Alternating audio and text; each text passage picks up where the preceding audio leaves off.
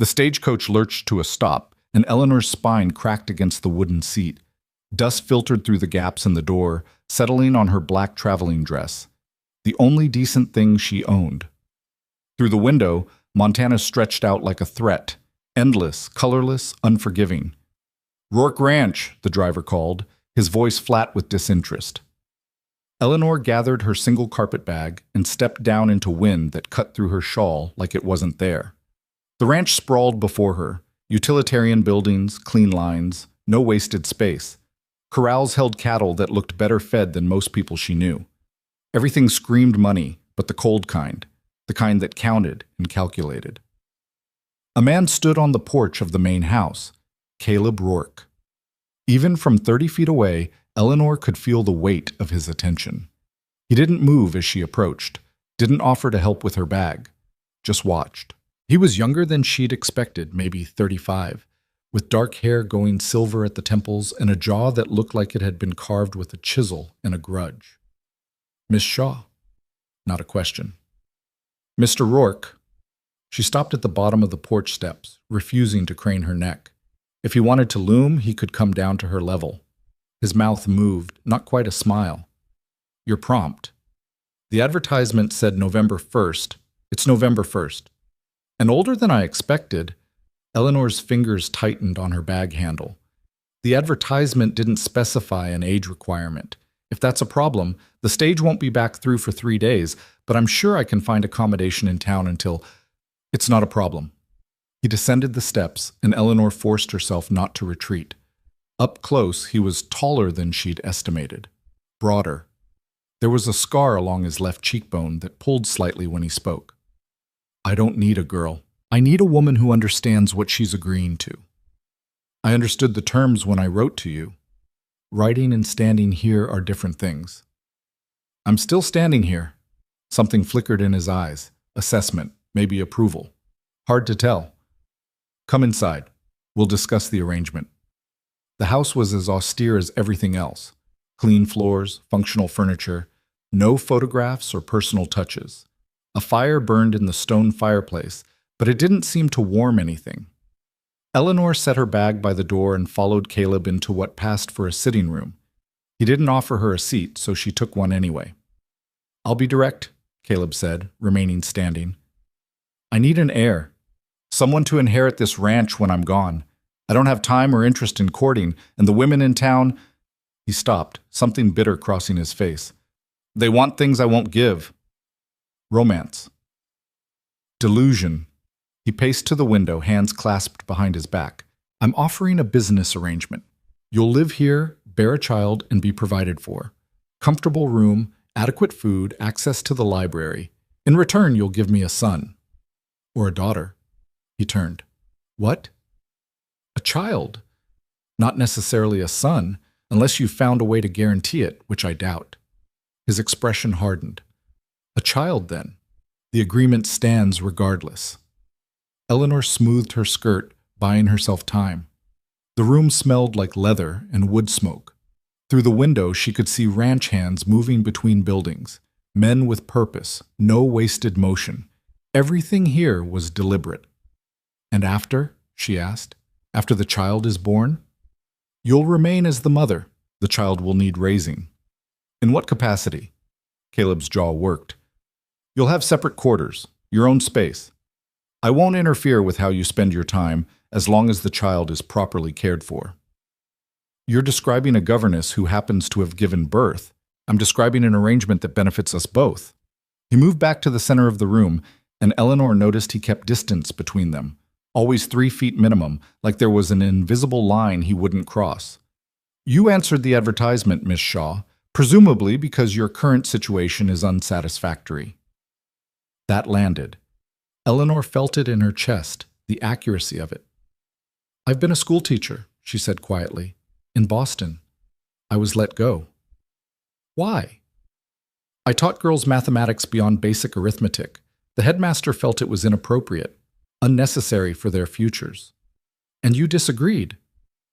"I told him if he believed women were too delicate for algebra, perhaps he was too delicate to run a school." Eleanor met his eyes. He did not appreciate the observation. The corner of Caleb's mouth twitched, almost a smile. No other positions available?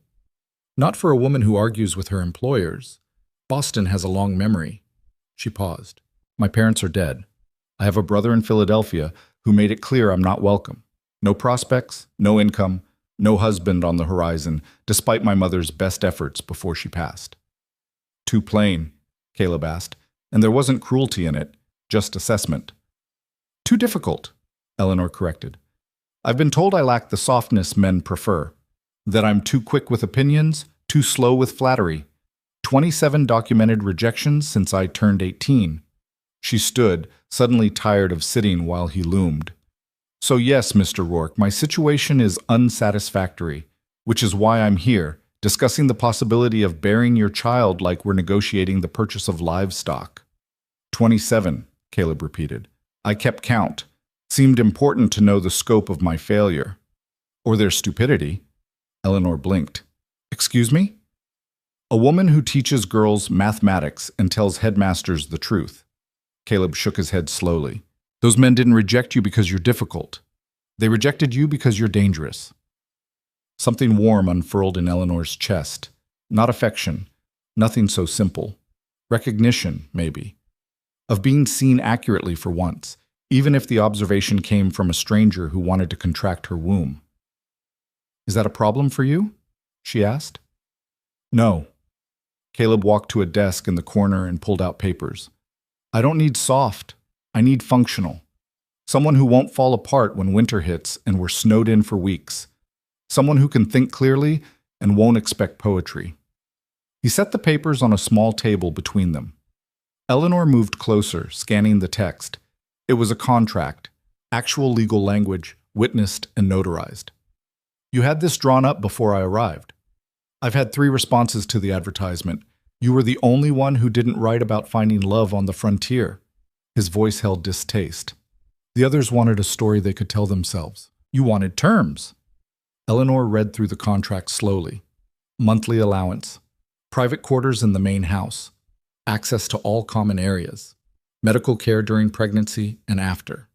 The child would carry the Rourke name, but Eleanor would retain full parental rights. If either party wished to dissolve the arrangement after the birth, a settlement would be paid, generous enough to start over somewhere else. This is more than fair, she said finally. It's practical. Caleb produced a pen. I'm not trying to trap you, Miss Shaw. I'm trying to solve a problem. And I'm the solution. Are you? Eleanor stared at the contract, at the clean, precise handwriting that laid out her future in legal terms.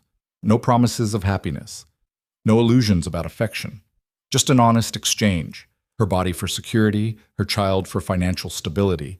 Her presence for a legacy she'd never expected to have. She thought about Boston, about the small room she'd rented above a bakery, the way her money had dwindled month by month, about her brother's letter. I have my own family to think about, Eleanor. You made your choices, about sitting alone at 31, invisible to the world, watching younger women marry and have children while she corrected grammar in empty classrooms. I need to see the quarters, she said, and I have questions about the winters here, and what happens if the child is sickly or if there are complications during birth. Caleb nodded. Reasonable. He showed her through the house. The main floor held the sitting room, a dining room that looked rarely used, a kitchen where an older woman, Mrs. Callahan, the housekeeper, looked up from kneading bread with barely concealed curiosity. Upstairs, 4 bedrooms. Caleb's was at the end of the hall, door firmly closed. He didn't offer to show her inside. The room designated for Eleanor faced east. Large window, simple bed, wardrobe, writing desk, and surprisingly, a small bookshelf already filled with volumes. What are these? Eleanor moved closer, reading spines. Natural philosophy, history, agricultural science. Books no one reads, Caleb said from the doorway. They came with the house when I bought it. Previous owner was educated, died before he could build the empire he planned. Eleanor pulled out a volume on astronomy and opened it carefully. The pages were crisp, barely touched. I can keep these here? You can burn them if you want. They're yours now. She turned to find him watching her with that same assessing look. In the close space of the bedroom, Eleanor became acutely aware of what the contract actually meant. This man, this stranger, would touch her, intimately, repeatedly, until she conceived. Her throat went dry. The medical complications, she managed. What happens if Doc Wilson is in town, 20 miles, but he'll come out for emergencies? I keep a standing account with him. Caleb's voice was steady, businesslike. If there are complications during pregnancy, you'll have whatever care is needed. If the child is sickly, same thing. This ranch can afford it. And if I can't conceive? His expression shuddered. Then we'll discuss alternatives after a reasonable time. How reasonable? A year? Maybe 2. He paused. I'm not a physician, Miss Shaw. I can't predict these things. But the contract protects you regardless of outcome. Eleanor set the astronomy book down carefully. When would this begin? The attempt to conceive? After you've settled in. A week, perhaps. Time for you to adjust. Decide if you can tolerate living here. His jaw tightened. I'm not a monster. You'll have a choice until the moment you don't want one. And during? Will I have choices during? Caleb's eyes darkened. Not with anger, but something more complicated. I'm not gentle, Miss Shaw. I won't pretend affection I don't feel or whisper things I don't mean, but I won't hurt you. You'll have whatever choices the act allows. It was possibly the most honest thing anyone had ever said to her about intimacy. No romance, no false promises, just clarity. I'll need time to think, Eleanor said. You have until tomorrow evening. After that, I'll need an answer. He left her there, surrounded by books and silence. Eleanor didn't sleep that first night. She lay in the unfamiliar bed, listening to the ranch settle around her. Cattle lowing in the distance, wind rattling the window frames, footsteps in the hall. Caleb, she assumed, pacing. At dawn, she rose and dressed in the same black dress. Her only other option was the gray one, nearly as worn. She made her way downstairs, following the smell of coffee. Mrs. Callahan was already in the kitchen, moving between the stove and the counter with practiced efficiency. She looked up when Eleanor entered, her face carefully neutral.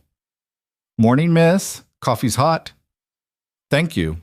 Eleanor poured herself a cup, grateful for something to do with her hands. Mr. Rourke's already out with the men, Mrs. Callahan continued, rolling out dough. Won't be back until noon. You're welcome to anything in the kitchen. Eleanor sat at the small table by the window. Outside, the sky was the color of iron. How long have you worked here, Mrs. Callahan? 3 years since Mr. Rourke bought the place. The older woman's hand stilled. He's a fair employer, demanding, but fair. Is he? Eleanor searched for the right word. Is he always so controlled? Mrs. Callahan's smile was slight. You mean, does he ever act human? Occasionally, usually when he's angry at something gone wrong with the herd. Even then, he's more ice than fire. She resumed rolling. Whatever arrangement you two are making, miss, don't expect warmth. He doesn't have it to give. What happened to him? Not my story to tell. Mrs. Callahan slid the dough into a pan. But I'll say this. He wasn't always made of stone. Something broke in him, and he chose to stay broken rather than heal wrong. Eleanor sipped her coffee, processing that. Do you think I'm insane for considering this? The housekeeper turned fully, studying Eleanor with sharp eyes. I think you're desperate or brave, maybe both. She wiped her hands on her apron. Mister, work needs someone who won't shatter when he's difficult. Someone who'll push back. Are you that person? I don't know yet. Then you'd better figure it out quick. This ranch isn't kind to the uncertain.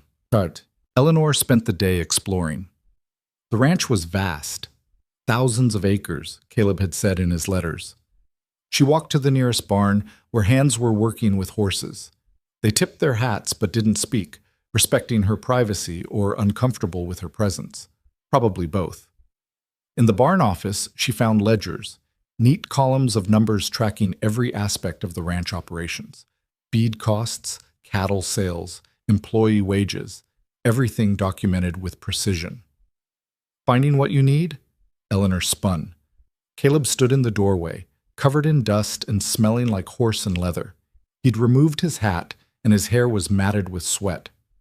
I was curious about the operation, she said, not apologizing. And? You run this place like a military campaign, very efficient. Efficiency keeps people alive through winter. He moved into the small space, reaching past her for a different ledger. His arm brushed hers, first physical contact. Eleanor's breath caught. Caleb froze. They stood there, absurdly close in the tiny office, his hand still extended toward the shelf. Eleanor could see the pulse in his throat, the way his breathing had changed. Sorry, he muttered, grabbing the ledger and stepping back. Didn't mean to crowd you. You didn't. Eleanor's voice came out steadier than she felt. I was in your way. Your way now, too, if you sign. She met his eyes. Gray, like the Montana sky. Unreadable. Is that what you want? For me to sign? Caleb's jaw worked. I want a solution to a problem. Whether that's you or someone else doesn't matter. Liar. His eyebrows rose. Excuse me? If it didn't matter, you wouldn't have specified no romance in the advertisement. You wouldn't have drawn up a contract that protects me beyond what's legally necessary. You wouldn't be standing there looking like you want to bolt because I got too close. Eleanor set down the ledger she'd been holding. You want this to work, Mr. Rourke. You're just afraid to admit it. Afraid? His voice dropped, dangerous. I'm not afraid of anything, Miss Shaw. Then why are your hands shaking? Caleb looked down. His hands were, in fact, trembling slightly. He clenched them into fists. I've been working since dawn. I'm tired. You're terrified, Eleanor said quietly. Of what this means. Of letting someone into your carefully controlled world. Of what happens if I sign that contract and suddenly you're not alone anymore. You don't know anything about me. I know you're 35 and unmarried despite obvious wealth. I know you bought this ranch instead of inheriting it, which means you're self-made. I know you speak like an educated man but work like a laborer. I know you wanted an heir badly enough to advertise for a woman like she's a broodmare, but you wrote protections into the contract that no one required you to include. Eleanor stepped closer, watching him fight the urge to retreat. I know you're scared, Mr. Rourke, just like I am. The silence stretched between them, taut as wire. I was engaged once, Caleb said finally, his voice rough. 7 years ago. To a woman in Denver. Beautiful, connected, exactly what a man building a fortune should marry. Eleanor waited. She was also sleeping with my business partner. Took me 6 months to figure it out. By then, she'd convinced me to sign over half my assets as a wedding gift. Proof of commitment, she called it. His laugh was bitter. They married 2 weeks after I ended the engagement. Last I heard, they'd spent through my money and started on someone else's. I'm sorry. Don't be. I learned. Caleb's eyes were hard. People lie, especially about feelings. Romance is just manipulation with better words. So no, Miss Shaw, I'm not afraid of you signing that contract. I'm afraid of forgetting why I wrote it. Eleanor absorbed that. The pieces fitting together.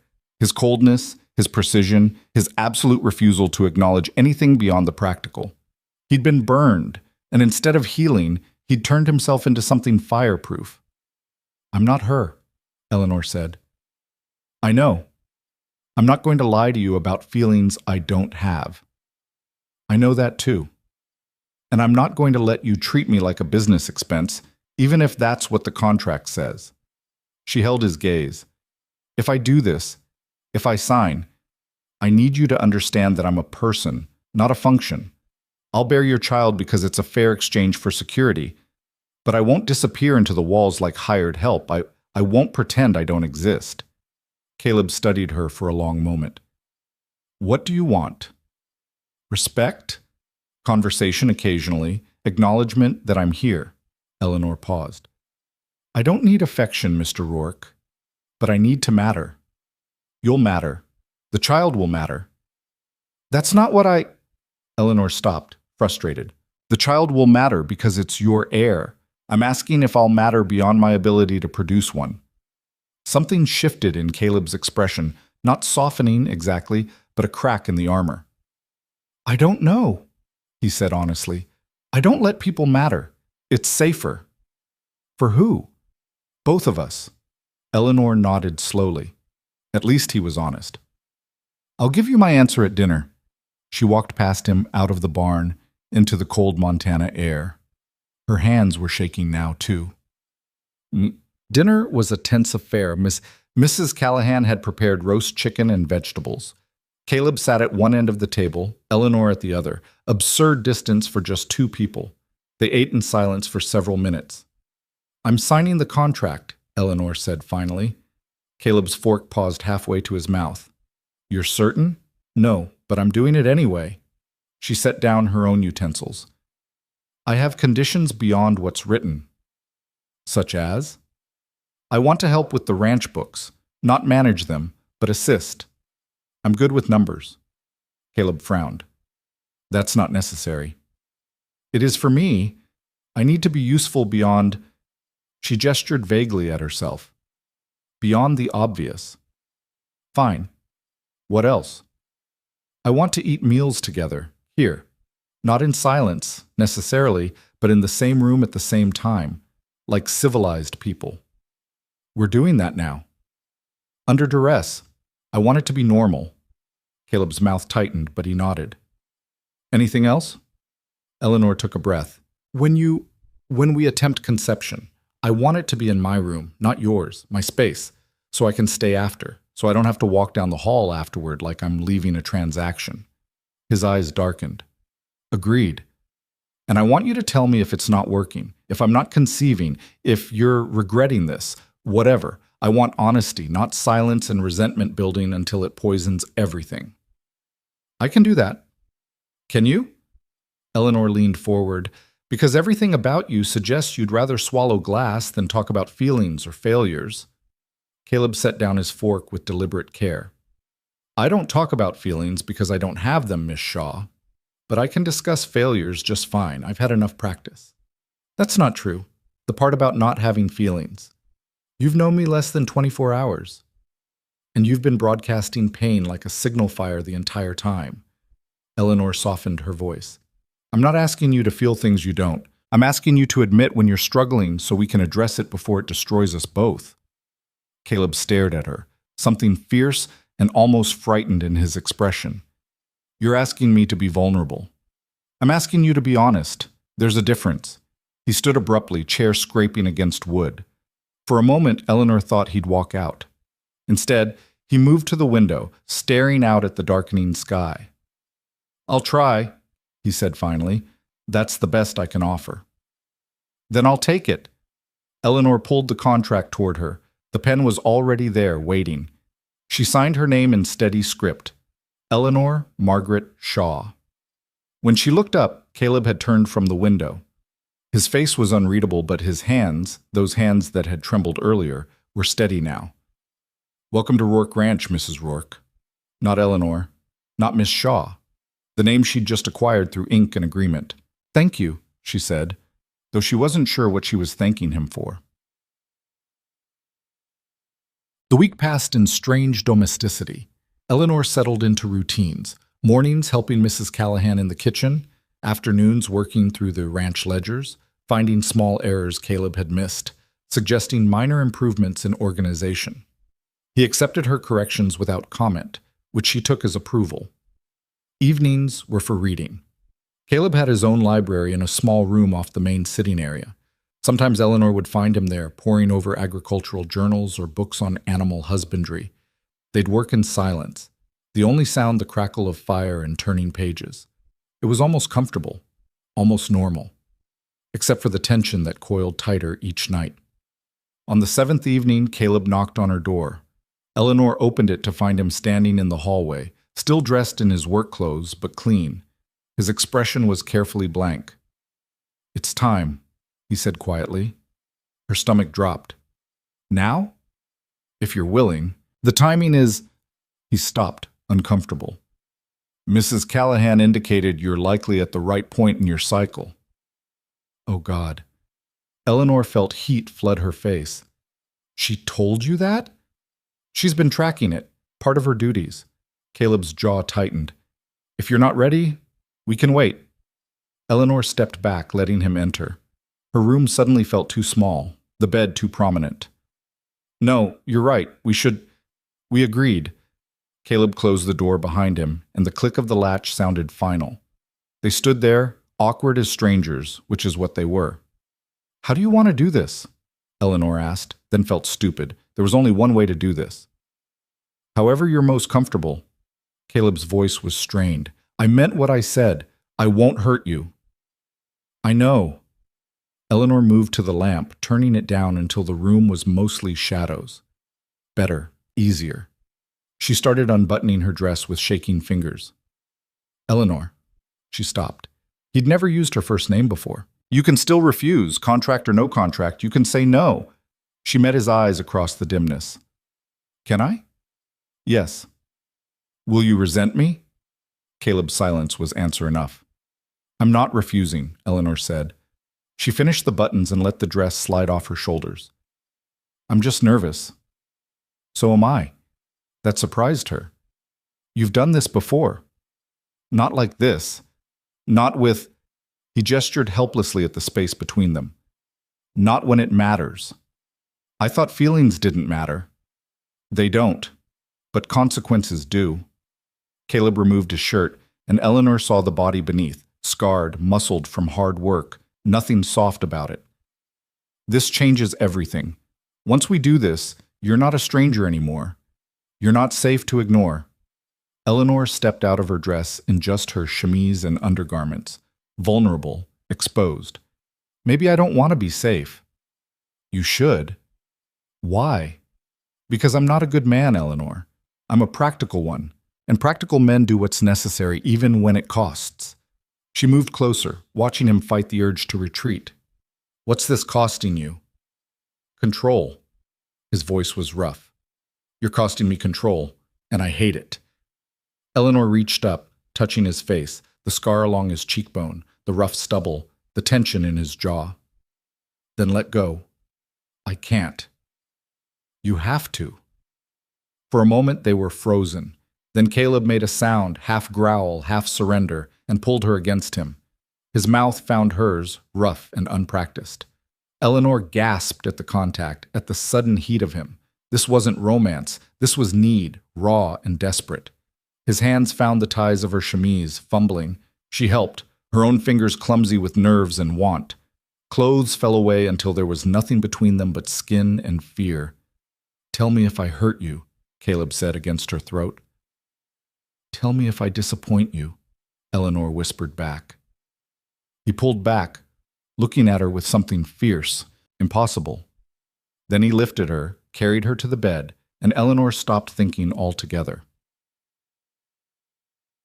Afterward, they lay in tangled sheets, not touching, but not separate.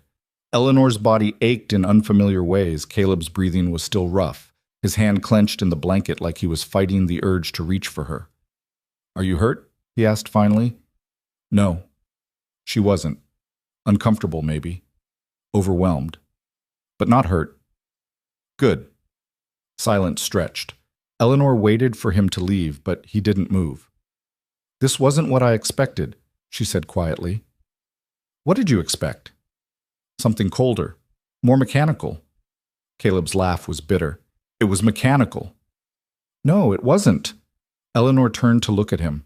His eyes were fixed on the ceiling, but his jaw was tight. You were there. Present. That's not mechanical. I was trying not to hurt you. You were trying not to feel anything. There's a difference. He finally looked at her. Did it work? No. Something like panic crossed his face.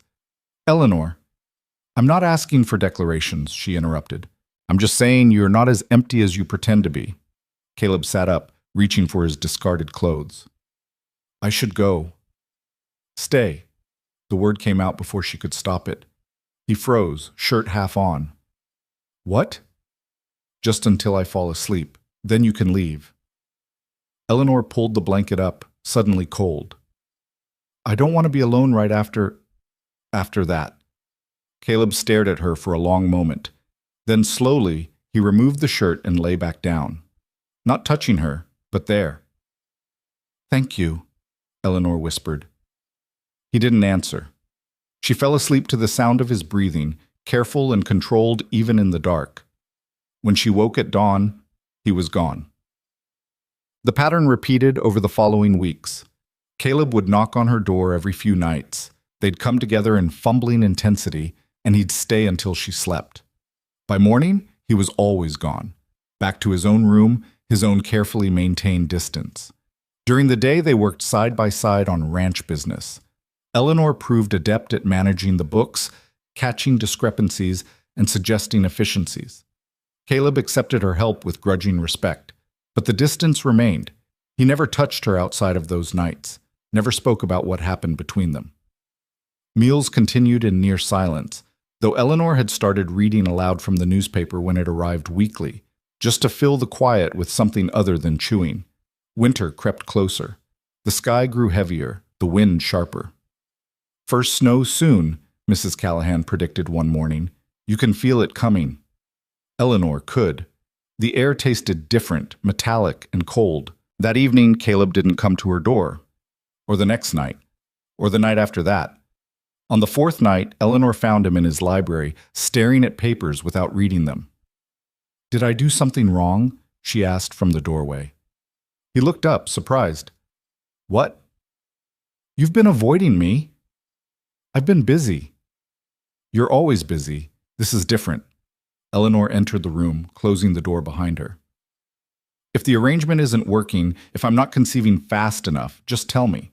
Caleb's expression shuddered. "It's not that." "Then what?" "It's getting harder." "What is?" "Leaving." He set down the papers, his hands unsteady. "Every time I stay until you fall asleep, it gets harder to leave, and that's not acceptable." Eleanor's breath caught. "Why not?" "Because that's not what this is." Caleb stood, agitated. "We have an arrangement, a practical solution to mutual problems. If I start wanting, if I let myself need, what happens if you need something? It falls apart. Everything falls apart." He was pacing now, trapped energy. "I learned this, Eleanor. I learned not to need, not to trust, not to let anyone close enough to destroy me. And you're making me forget." "Maybe forgetting isn't the worst thing." "It is for me." He stopped in front of her close enough that she could feel the heat of him. "You're dangerous, Eleanor Shaw, more dangerous than you know." "Because I ask you to stay?" "Because I want to." The admission seemed torn from him. "Because when I'm with you, I forget why I built these walls. I forget that people lie and leave and take pieces of you when they go. I forget everything except—" He stopped, jaw clenched. "Except what?" Eleanor whispered. "Except how you look when you're reading, how you argue about ledger organization like it matters, how you fell asleep last week with your hand on my chest like you trusted me not to leave." His voice dropped. "How I wanted to stay." Eleanor reached up, touching his face like she had that first night. "Then stay." "I can't." "Why not?" "Because if I do, this stops being business, and I can't. I won't survive that again." "What if you don't have to survive it?" Eleanor's hand moved to his chest, feeling his heart pound. "What if it's not a disaster waiting to happen? What if it's just two people trying to be less alone?" Caleb caught her hand, his grip almost painful. "You're asking me to trust you." "I'm asking you to try." "And when you leave, when this falls apart like everything else?" "Then we'll survive it," Eleanor said. "Both of us. Together or apart, we'll survive. But hiding from possibility because you're afraid of pain, that's not surviving, Caleb. That's just existing." His eyes were wild, desperate. "I don't know how to do this." "Neither do I." "What if I ruin it?" "What if you don't?" They stood there, caught between fear and possibility. Then Caleb did something unexpected. He bent his head and rested his forehead against hers. Not a kiss, just contact, just connection.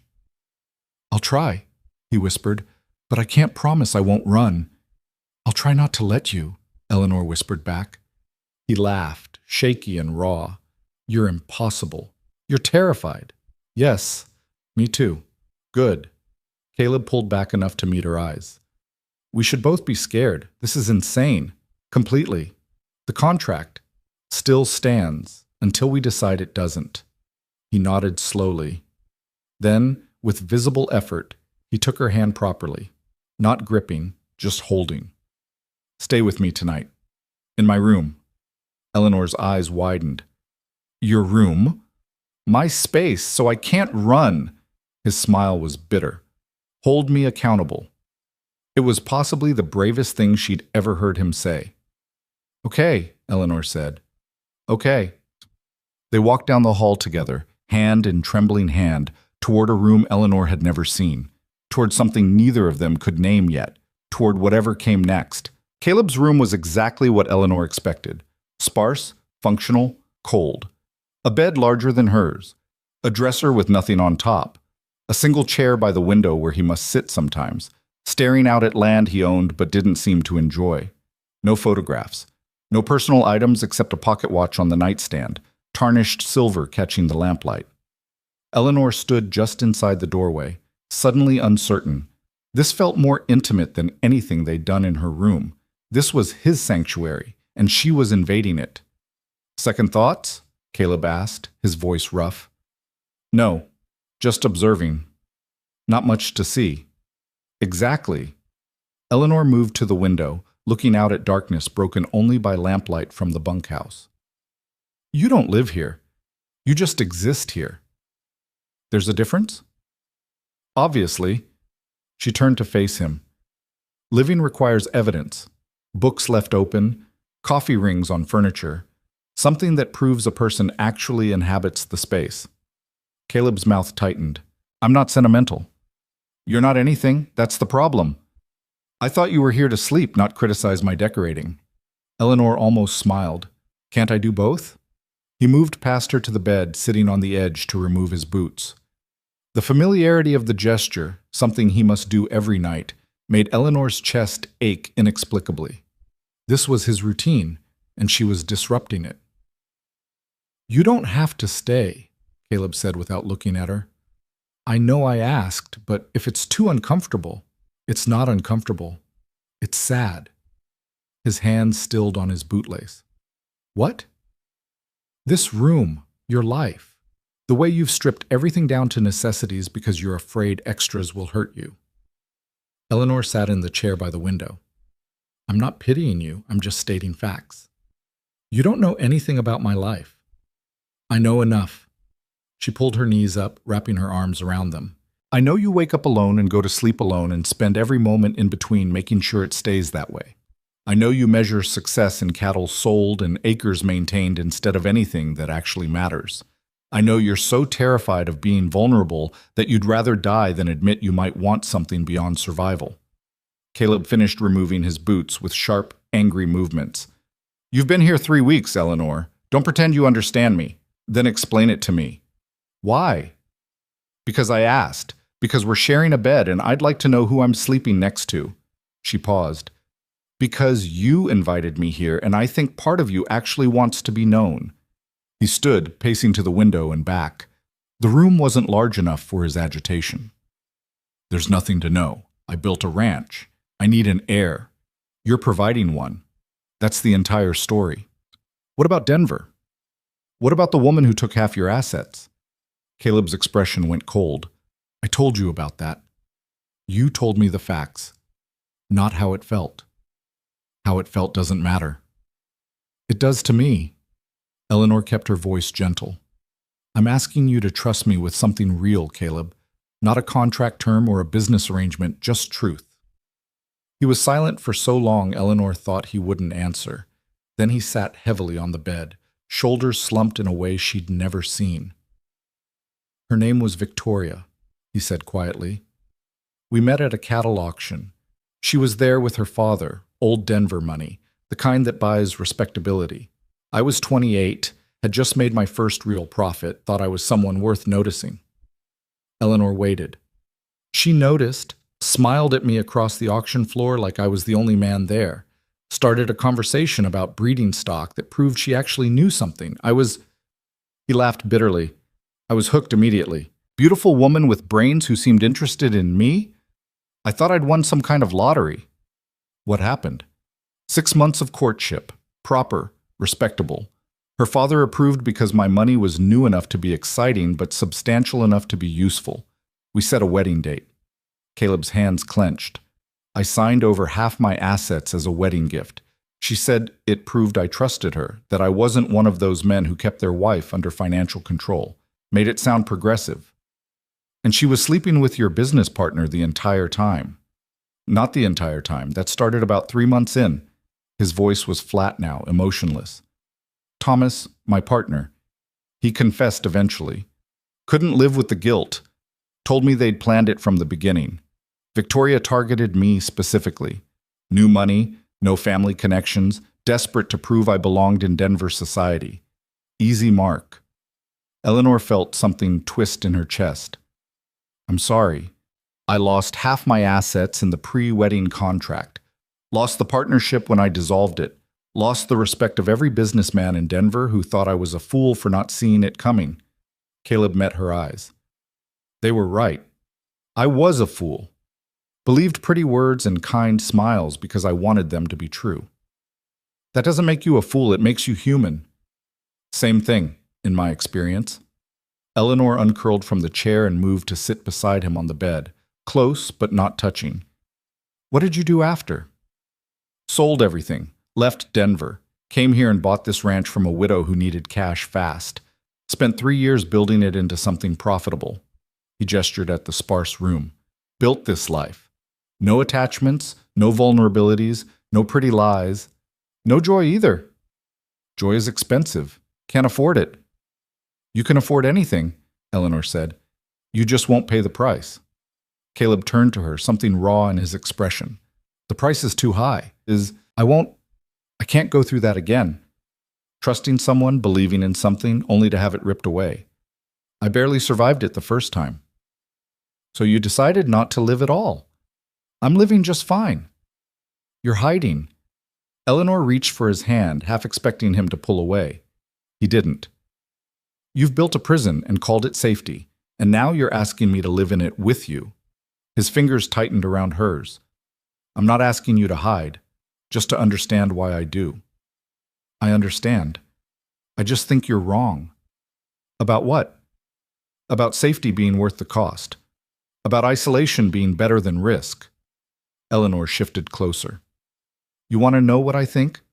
I think you're still that 28-year-old man who fell for a beautiful smile. You're just punishing him for being hopeful. Caleb pulled his hand away, standing abruptly. You don't know what you're talking about. Don't I? Eleanor stood too, facing him. I was rejected 27 times, remember? 27 men who looked at me and found me wanting. You think I don't understand building walls? You think I don't know what it's like to protect yourself from more disappointment? Then why are you here?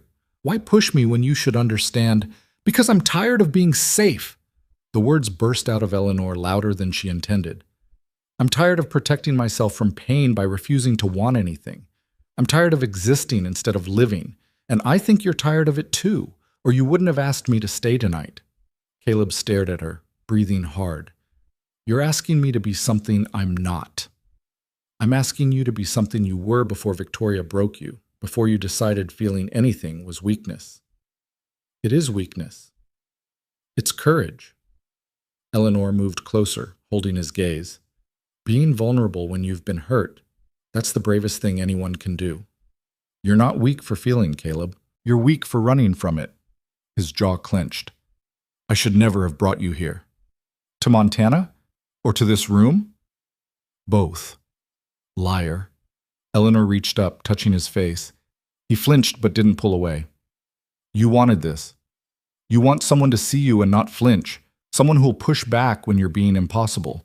Someone who won't let you hide. What I want doesn't matter. It's the only thing that matters. They stood there, inches apart, both breathing too fast. Eleanor could see the war in his eyes, the desperate need to run clashing with an equally desperate need to stay. I don't know how to do this, Caleb said finally, his voice breaking. I don't know how to let someone in without losing everything. You don't have to lose everything. You just have to risk something. What if I risk it and lose anyway? Then we'll both survive it. Eleanor's hand moved to his chest, feeling his heart hammer. But hiding guarantees you'll lose. At least this way there's a chance. Caleb caught her hand, holding it against his chest. You're asking me to trust you. I'm asking you to try. I don't know if I can. Then start small. Eleanor stepped closer until they were nearly touching. Stay here tonight. Don't run. Just stay. I already invited you here. And you're already planning how to push me away tomorrow. I can see it. She held his gaze. Stay, Caleb. Not just physically. Actually stay. His throat worked as he swallowed. Then, slowly, he pulled her against him. Not with passion, but with something more fragile. His arms wrapped around her like he was drowning, and she was the only solid thing. Eleanor held him back, feeling the tension in his shoulders, the way he was fighting not to shake. I hate this, he muttered against her hair. I know. I hate needing anything. I know that too. Why are you still here? Eleanor pulled back enough to see his face. Because someone needs to be. Because you asked, even though it terrified you. Because I think underneath all that ice, you're still the man who fell for a pretty smile. You're just too afraid to admit it. Caleb's laugh was shaky. That man was an idiot. That man was hopeful. There's a difference. Hope is dangerous. So is despair. Eleanor traced the scar on his cheekbone. How'd you get this? The change of subject seemed to steady him. Bull kicked me. First year I had the ranch. Thought I knew better than the hands about handling livestock. Did you learn? To listen to people who know more than me? Eventually, his mouth quirked. You would have liked the hand who set me straight. Woman named Sarah, about 60, tough as nails. Told me I was a fool city boy playing rancher, and if I didn't shut up and pay attention, I'd be dead before spring. Was she right? Probably. I hired her as foreman after that. She ran this place for 2 years before her arthritis got too bad. Something like warmth entered his voice. She's the one who made me hire Mrs. Callahan, said I'd starve to death on my own cooking. Eleanor smiled. I like her already. She would have liked you too. Would have said you're too smart to be wasting time on a stubborn fool. Am I? Wasting time? Caleb's expression sobered. I don't know. Probably. That's not very reassuring. I'm not good at reassurance. Practice. Eleanor took his hand, pulling him toward the bed. Come on, you said I should stay. That means we should actually sleep. Sleep? Yes, sleep, that thing people do in beds. We've done other things in beds. Eleanor felt heat creep up her neck. Tonight we're sleeping. You're exhausted. I'm exhausted, and we both need rest more than we need anything else. Caleb looked at her for a long moment, then nodded. He moved to the lamp, turning it down until the room was dark except for moonlight through the window. Eleanor climbed into the bed, acutely aware of its size, of how much space there was between where she lay and where he would. The mattress dipped as Caleb settled on the opposite side. Careful distance, always distance. Caleb? What? You can touch me. I won't break. Silence. Then, tentatively, his hand found hers in the darkness. Just holding, nothing more. This is harder than I expected, he admitted quietly. What is? Having someone here, in my space, in my... He stopped. In your life? Yes. Eleanor squeezed his hand. It'll get easier. Promise? No, but I hope it will. His laugh was soft, almost real. At least you're honest. Always. They lay there in the darkness, hands linked, both staring at the ceiling. Outside, wind rattled the windows. Winter was coming fast. Eleanor? Thank you for pushing, for not letting me hide. Thank me when you stop running. What if I never do? Then I'll keep chasing. Caleb turned his head to look at her, his face barely visible in the dim light. Why? Because someone should. Because you're worth the effort, even if you don't believe it. Eleanor turned to face him. Because I think you might be the only person who understands what it's like to build walls so high you forget what they're protecting. And you think we can both tear them down? I think we can try, together. He was quiet for a moment. Then, in a voice so low she almost missed it. I'm glad you answered the advertisement. Eleanor's breath caught. Even though I'm difficult? Because you're difficult. Anyone else would have let me stay frozen. His thumb traced circles on her palm. You're thawing me out, and I hate it and need it in equal measure. That's the most honest thing you've ever said to me. Don't get used to it. Too late. Caleb made a sound between a laugh and a groan. You're impossible. You already said that. It bears repeating. Eleanor shifted closer until her head was on his shoulder. She felt him tense, then slowly relax. His arm came around her carefully, like he was learning how. Sleep, she murmured. We'll fight more tomorrow. Looking forward to it, he said, and she could hear the smile in his voice. Eleanor closed her eyes, listening to his heartbeat slow and steady beneath her ear. For the first time since arriving at Rourke Ranch, she felt like she might actually belong here. The thought should have terrified her. Instead, it felt like coming home. She was asleep before she could analyze why. Morning came with pale light and the smell of coffee drifting up from the kitchen. Eleanor woke slowly, disoriented by unfamiliar surroundings. Then she remembered Caleb's room, his bed, his arms still around her, his breathing deep and even in sleep. She turned her head carefully to look at him. Asleep, the hard lines of his face softened. He looked younger, less burdened, almost peaceful. Eleanor knew she should move, get up, maintain some distance. But she stayed, studying him in the morning light. The gray threading through his dark hair, the small scars scattered across his hands from years of ranch work, the way his jaw was slightly uneven, like it had been broken once and healed crooked. His eyes opened, catching her staring. Morning, she said, refusing to be embarrassed. Morning? His voice was rough with sleep. He didn't move his arm. How long have you been awake? Few minutes. And you stayed. So did you. Something passed between them. Acknowledgement, maybe understanding. He'd made it through the night without running. They both had. I should check on the cattle, Caleb said, but he didn't move. Mrs. Callahan will have breakfast ready soon. I know. They lay there, neither willing to be the first to break the moment. Finally, Caleb sighed and sat up, running a hand through his hair. It stuck up at odd angles, making him look disheveled and human. This is going to be complicated, he said. It already is. I meant people will notice. If you start sleeping here regularly, Mrs. Callahan, the hands, everyone will know the arrangement has changed. Eleanor sat up too, pulling the blanket around her shoulders. Does that bother you? I don't know. Does it bother you? I'm the one who agreed to bear your child in exchange for security. I think the scandal ship has sailed. Caleb's mouth twitched. Fair point. Besides, we're married. Legally, if not ceremonially. People sleeping in the same bed is hardly shocking. We're not really married. Aren't we? Eleanor challenged. We signed a contract. I took your name.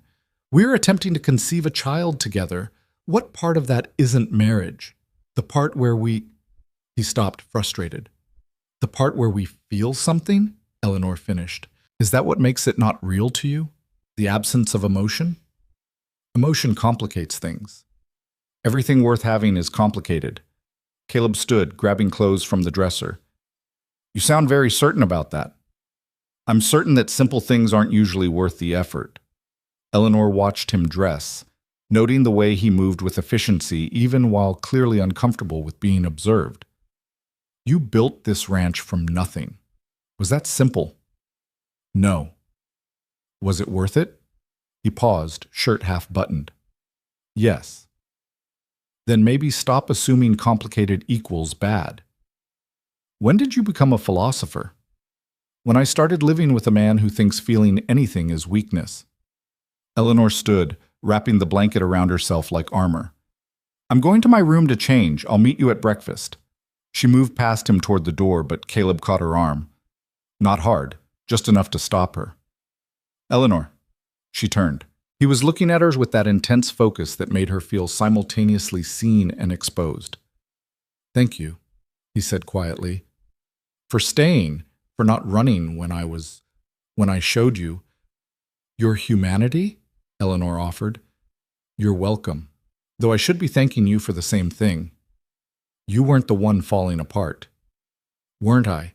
I was terrified last night. Still am. She touched his hand where it held her arm. But I'd rather be terrified and trying than safe and alone. Caleb's grip loosened, but he didn't let go. What if I can't be what you need? What if you already are? He shook his head slowly. You don't know what you're saying. I know exactly what I'm saying. You're just afraid I mean it. Eleanor pulled away gently. I'll see you downstairs. This time he let her go. Breakfast was awkward in a new way. Mrs. Callahan noticed immediately, her sharp eyes tracking between Eleanor and Caleb, noting the subtle changes. The way Caleb poured Eleanor's coffee without asking. The way Eleanor passed him the sugar before he reached for it. Small domesticities that spoke of growing familiarity. The housekeeper said nothing, but her small smile suggested approval. First snow tonight, she announced, setting down fresh bread. I can feel it in my bones. You said that 3 days ago, Caleb pointed out, and I'm right more often than not.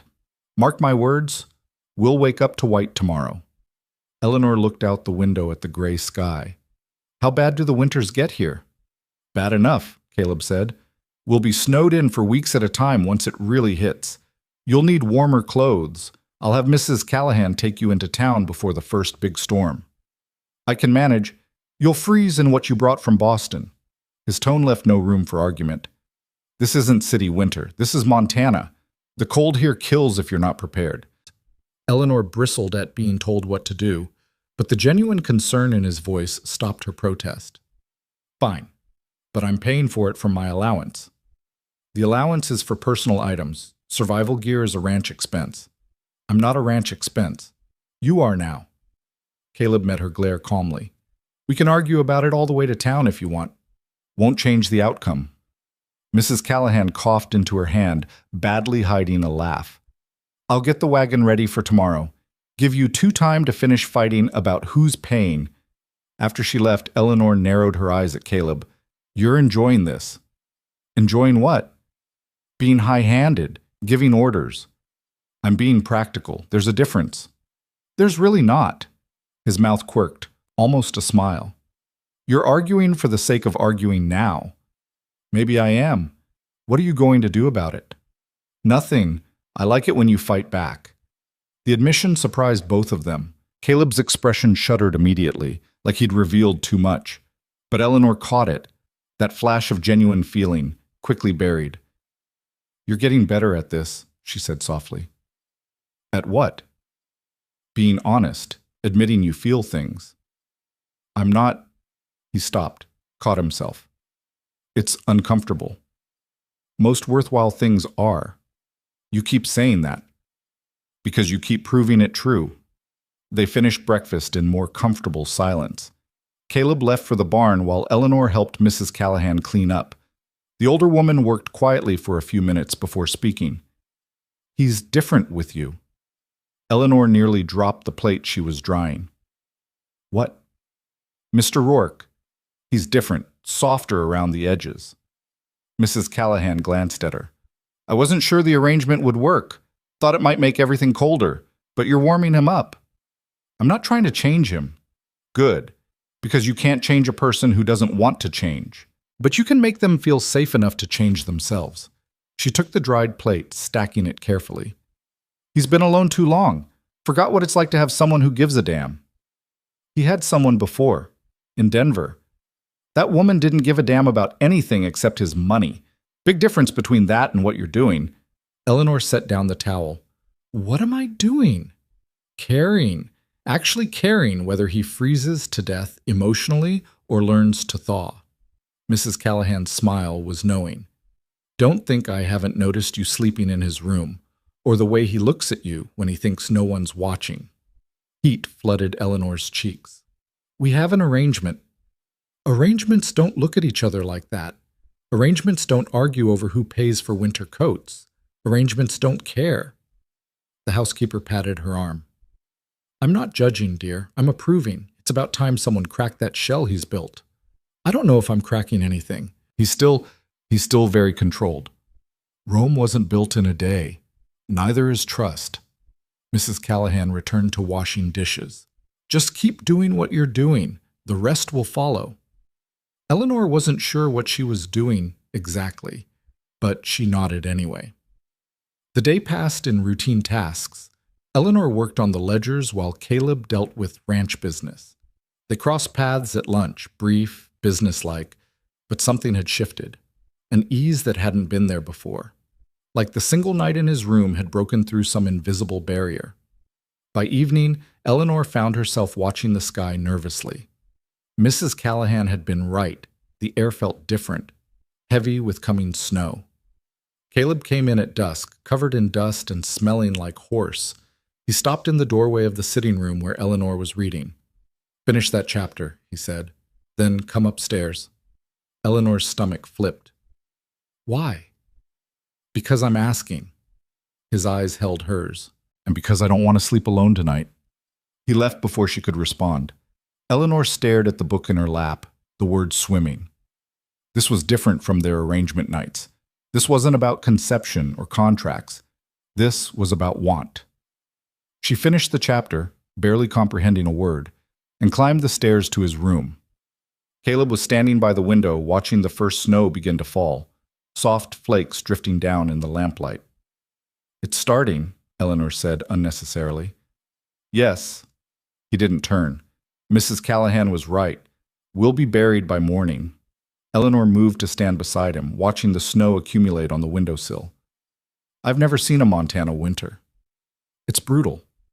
Beautiful, but brutal." Caleb glanced at her. "You'll be trapped here for months.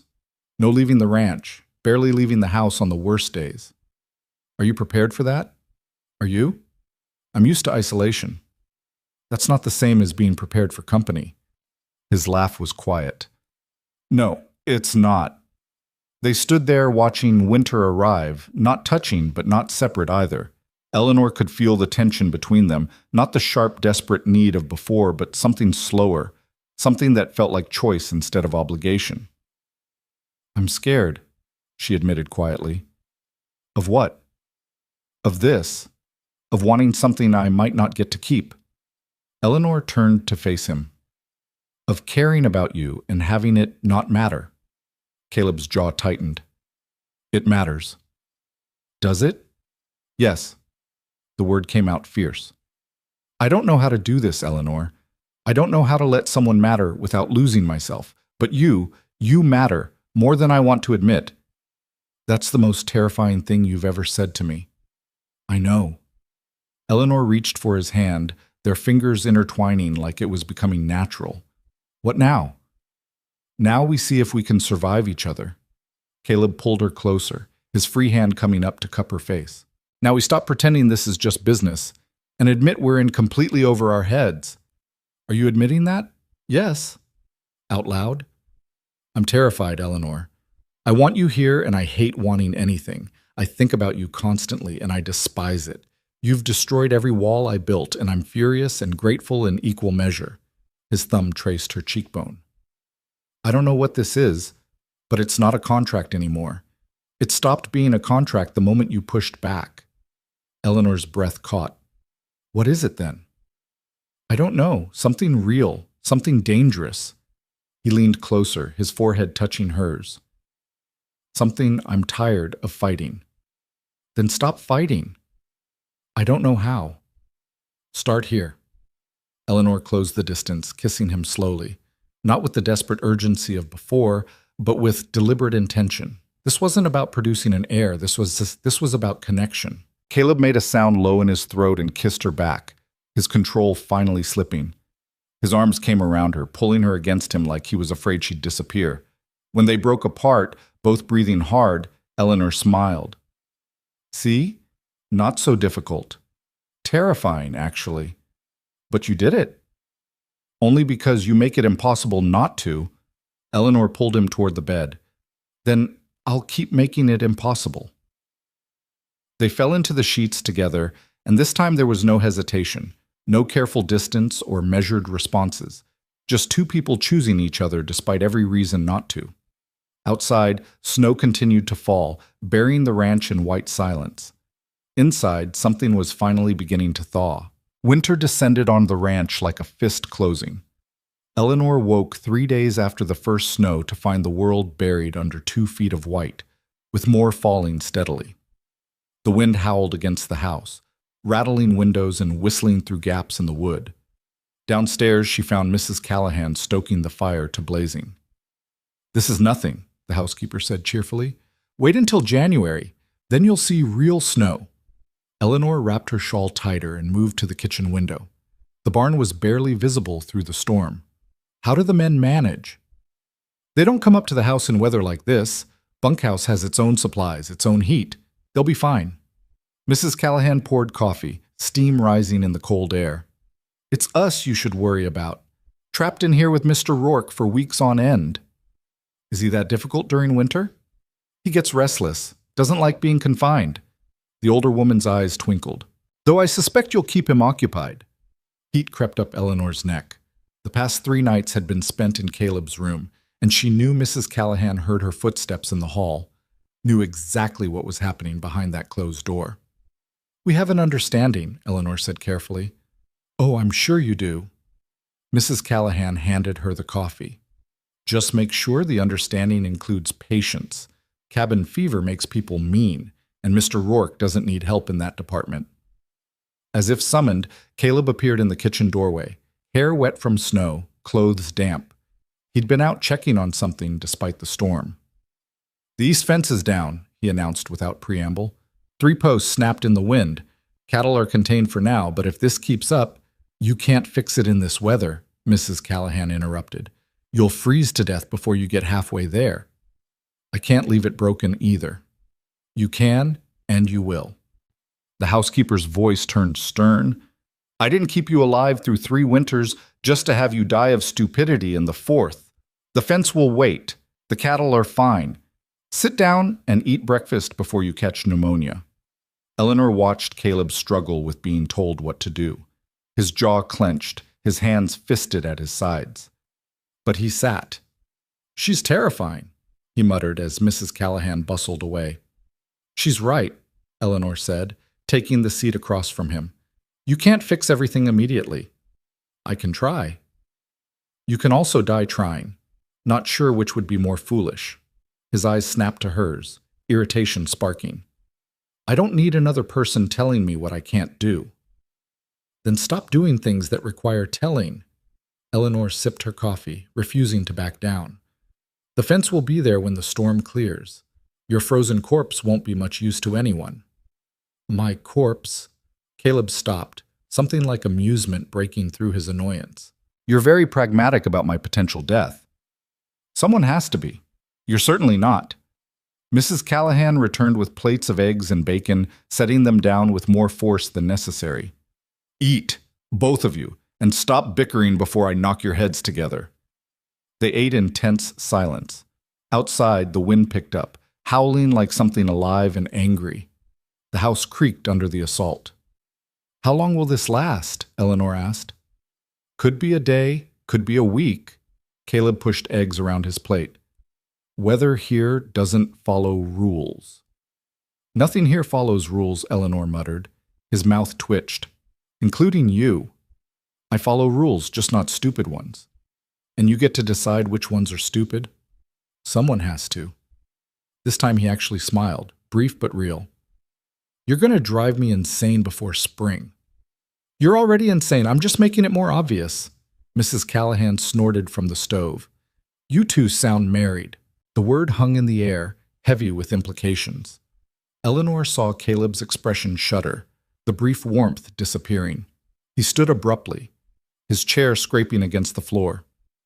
"I'll be in the library," he said, and left before anyone could respond. Eleanor stared at his abandoned plate.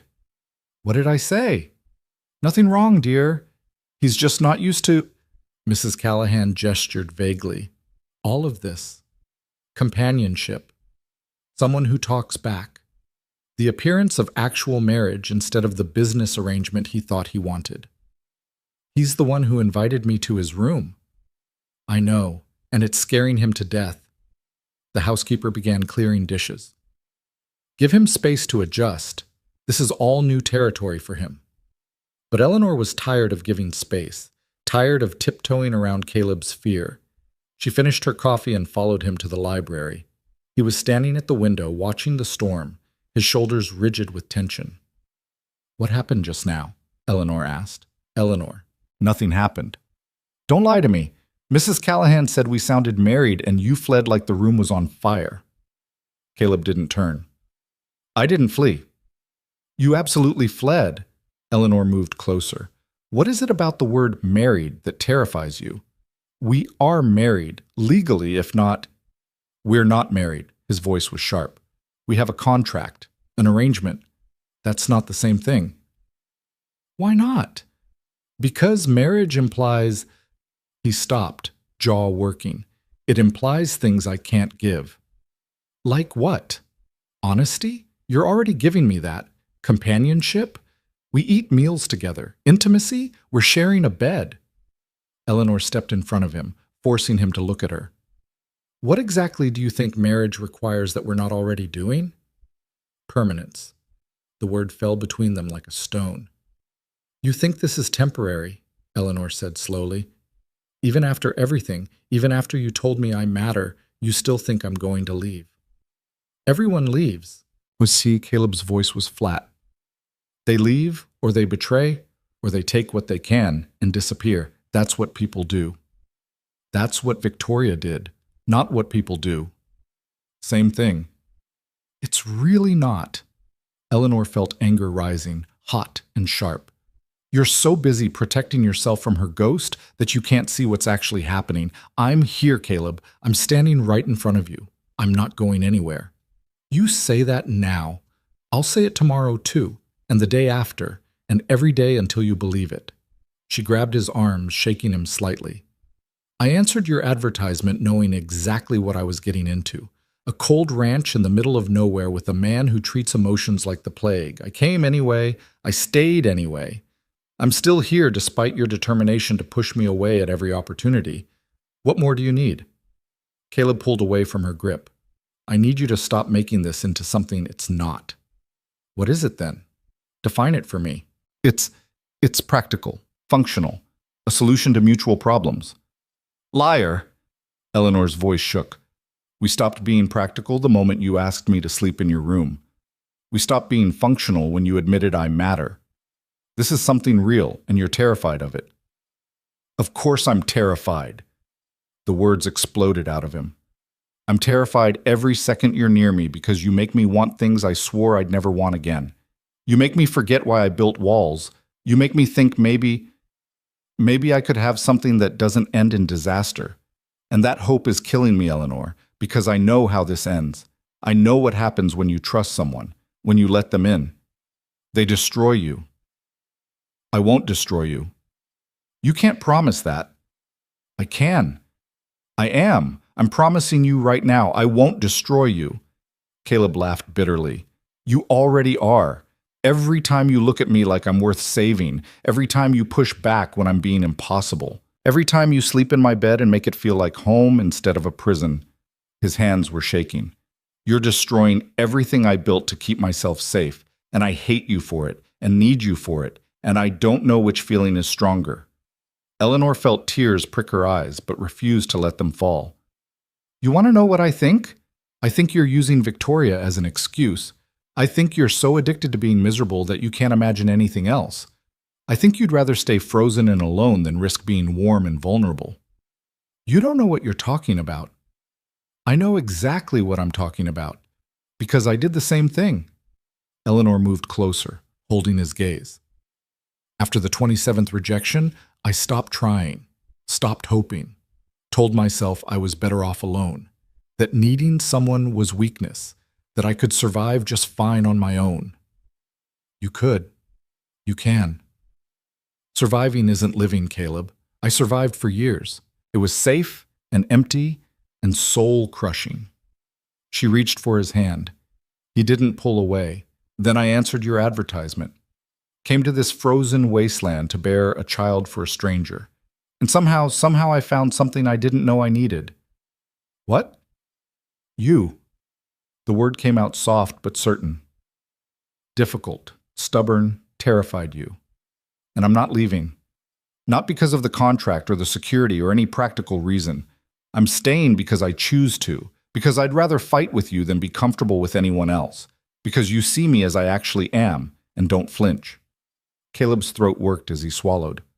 Eleanor, I'm not asking for declarations. I'm not asking you to be something you're not.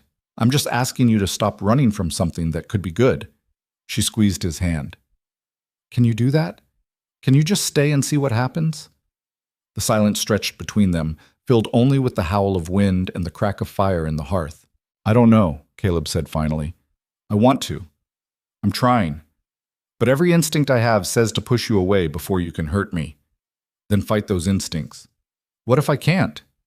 Then I'll fight them for you. He pulled her against him suddenly, his arms tight around her.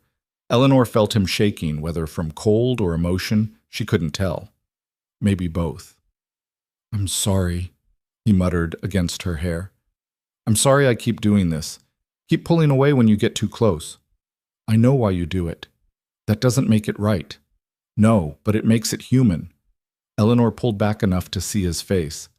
You're allowed to be scared, Caleb. You're allowed to struggle with this. Just don't shut me out completely. Let me help. I don't know how to let someone help. Then learn. We'll figure it out together. Caleb cupped her face in his hands, his thumbs brushing away tears she hadn't realized were falling. You deserve better than this. Better than me fighting you every step. I deserve someone who's honest about their struggles. Someone who tries even when it's hard. Eleanor covered his hands with hers. That's you, whether you believe it or not. He kissed her then, desperate and seeking, like he was trying to apologize with action instead of words. Eleanor kissed back just as fiercely, pouring everything she couldn't say into the contact. When they broke apart, both breathing hard, Caleb rested his forehead against hers. The storm's getting worse, he said irrelevantly. I noticed. We're trapped here, together, for however long it lasts. I know. I'm going to be difficult, more difficult than usual. Eleanor smiled despite everything. I'm counting on it. He laughed, the sound rough but genuine. You're insane. We've established that. They stood there, holding each other, while the storm raged outside. Eleanor felt the tension slowly drain from Caleb's shoulders, felt him accept, at least for now, that she wasn't going anywhere. Come on, she said finally. Mrs. Callahan will have our heads if we let the fire die down. They spent the day doing mundane things. Eleanor read while Caleb worked on ranch accounts. They ate lunch in companionable silence. When evening came, they sat together by the fire, not talking, but not separate either. I've been thinking, Caleb said as darkness fell. About what you said. About permanence. Eleanor set down her book. And maybe we could try. He stared into the flames. I can't promise I won't panic. Can't promise I'll be good at it, but I can try to think of this as more than temporary. That's all I'm asking. What if I fail? What if I can't give you what you need? Then we'll address it when it happens, not before. Eleanor moved closer, tucking herself against his side. Stop catastrophizing. We're here now. That's enough. Caleb's arm came around her automatically, like it was becoming instinct. You make it sound simple. It is simple. You're the one making it complicated. Story of my life. They sat there watching the fire burn low, listening to the storm batter the house. Eleanor felt something shift, subtle but significant. Like Caleb was finally starting to believe they might have a future beyond the contract. The week wore on in frozen isolation. The storm raged for 3 days straight, burying the ranch under 4 feet of snow.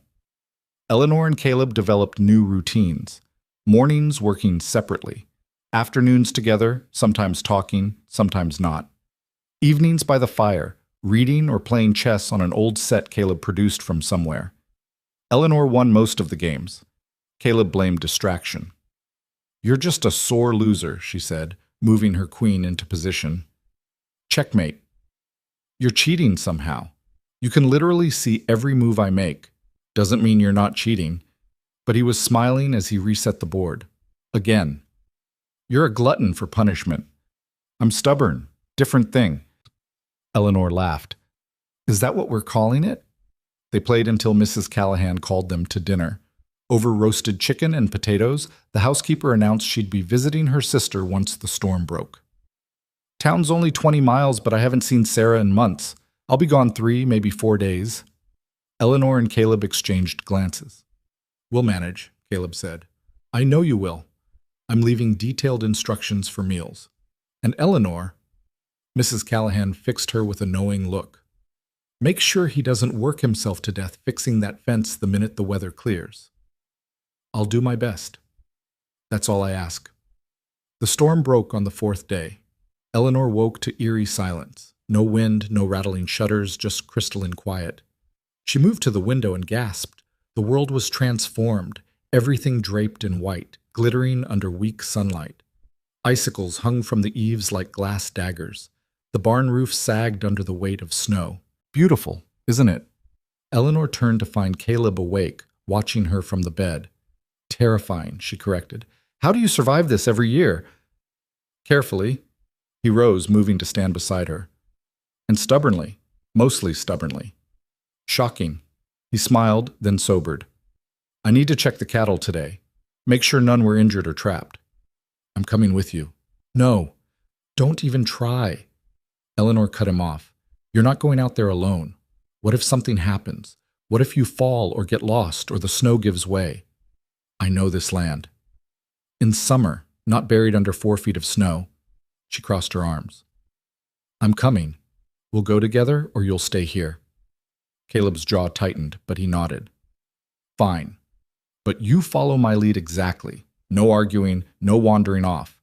This isn't a stroll, Eleanor. This is dangerous. I understand. They bundled in layers, long underwear, wool shirts, heavy coats, scarves, gloves. Caleb found a spare pair of his boots for Eleanor, stuffing them with extra socks until they fit well enough. She looked absurd in the oversized clothes, but warm. Outside was a different world. The cold hit like a physical blow, stealing breath. Snow crunched under their boots as they made their way toward the barn. What should have been a 2-minute walk took 15. Inside the barn was warmer, but not by much. The horses nickered, nervous from confinement. Caleb saddled 2 of them with practiced efficiency. We're riding? Eleanor asked, eyeing the horses with trepidation. Can't walk in snow this deep. Horses can manage where we can't. He noticed her hesitation. You can ride? I've ridden. Once. When I was 12. Caleb closed his eyes briefly. Of course you have. Hold on. He helped her mount, adjusting stirrups and showing her how to hold the reins. Stay behind me. The horses know where the fence line is, even under snow. Trust them. They set out into white wilderness. Eleanor clung to the saddle horn, terrified and exhilarated. The cold was brutal, but the landscape was stunning. Endless white broken only by dark trees and the occasional exposed rock. Caleb led them along the fence line, checking posts and cattle. Most of the herd had clustered near the barn, seeking shelter. But some had wandered, and Caleb counted them carefully, checking for injuries. There, he said, pointing to a dark shape in the distance. That's the break. They rode closer. 3 fence posts had indeed snapped, the wood unable to handle the wind and ice. The gap was manageable now, but when the cattle moved again, it would be a problem.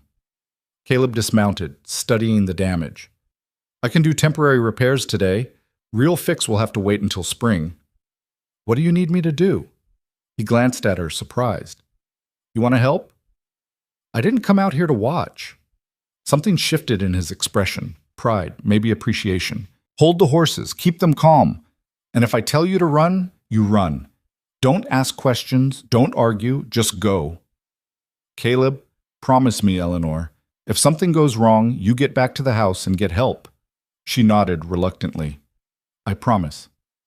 He worked quickly, using supplies he'd brought to brace the broken posts and string temporary wire. Eleanor watched, shivering despite her layers, marveling at his efficiency. This was Caleb in his element, solving problems, working with his hands, completely focused. A crack echoed across the snow. Caleb's head snapped up. Get back. What? Now! Eleanor pulled the horses back just as the ground beneath Caleb's feet gave way. He dropped, disappearing into snow that had hidden a ravine. Eleanor screamed his name. I'm okay! His voice came from below, strained. I'm okay, just don't come closer. The snow's unstable. Eleanor's heart hammered. She could see where he'd fallen. A gap in the white about 6 feet deep, maybe more. Can you climb out? Trying. She heard scraping, grunting, then silence. Caleb? Ankles caught, something under the snow. His voice was tight with pain. I need you to get rope from my saddle. Slowly. Don't rush. Eleanor forced herself to breathe, to think. She tied the horses to a fence post and carefully retrieved the coiled rope from Caleb's saddle. Moving as slowly as she could stand, she approached the edge of the collapse. Caleb was maybe 8 feet down, half buried in snow.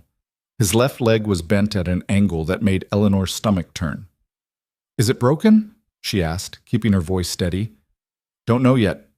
Might just be twisted. He tried to move again and hissed in pain. I need you to lower the rope. Tie it to something solid first. That post behind you. Eleanor's hands shook as she secured the rope. She'd never tied proper knots before, but she did her best, testing it twice before throwing the other end down to Caleb. Good, he said, catching it. Now I need you to do something difficult. What? Ride back to the house, get the hands from the bunkhouse. I need more than one person to pull me out safely. I'm not leaving you. Eleanor, what if the collapse gets worse while I'm gone? What if you're buried before I get back? Her voice cracked. I'm not leaving you out here alone. You can't pull me out by yourself. Then we'll wait together until someone comes looking. That could be hours. You'll freeze. So will you. Eleanor sat down at the edge of the ravine, close enough to see him, but not close enough to destabilize the snow further. I'm not arguing about this. I'm staying. Caleb stared up at her, frustration and something else warring on his face. You're impossible. You've mentioned that.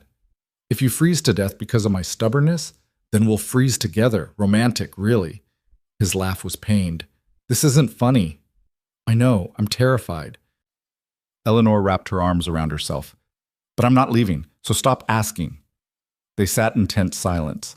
Eleanor could see Caleb testing his ankle carefully, wincing with each movement. The sun was already starting its descent. They had maybe 2 hours of good light left. Talk to me, Caleb said finally. Keep my mind off. This. About what? Anything.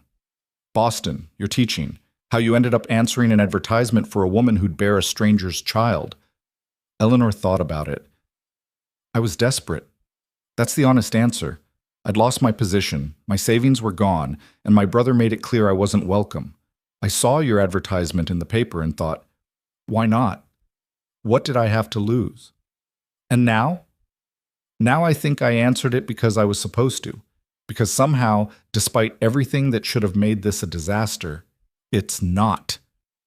Even with me stuck in a ravine, possibly dying of hypothermia? Even then, Eleanor smiled despite her fear. Though I'd prefer you not die. Would really ruin the moment. I'll do my best. Time crawled. The cold seeped through Eleanor's layers, making her fingers numb even in gloves. She kept talking, telling Caleb about her childhood, her parents, the brother who'd disappointed her. Anything to keep them both focused. Caleb told her about learning to ranch, about buying this land, about the first winter when he'd nearly lost everything to a blizzard that killed half his herd. His voice grew weaker as time passed, and Eleanor knew he was getting colder. Eleanor, he said suddenly, if something happens, nothing's happening. If it does, I need you to know. I don't regret this, any of it. You answering the advertisement, you staying, you pushing me to feel things. He was shivering now, visible even from above. You were right. I was existing, not living, and for these past weeks I've been alive. Because of you. Tears froze on Eleanor's cheeks. You're not dying. Don't talk like you're dying. I'm just saying, stop. She stood carefully. I'm coming down. What? No. But Eleanor was already lowering herself over the edge, using the rope as a guide. The snow gave way beneath her boots, and she half slid, half fell to where Caleb sat. She landed in a heap beside him. You're insane, he said, but his arm came around her immediately. We've established that. Eleanor pressed against him, sharing body heat. Now we're definitely freezing together. Very romantic. They huddled together, both shaking from cold and adrenaline. Eleanor could hear Caleb's teeth chattering. I'm sorry. he said, "for getting us into this. You didn't. The snow did. You were trying to fix the fence because that's who you are, someone who takes care of things."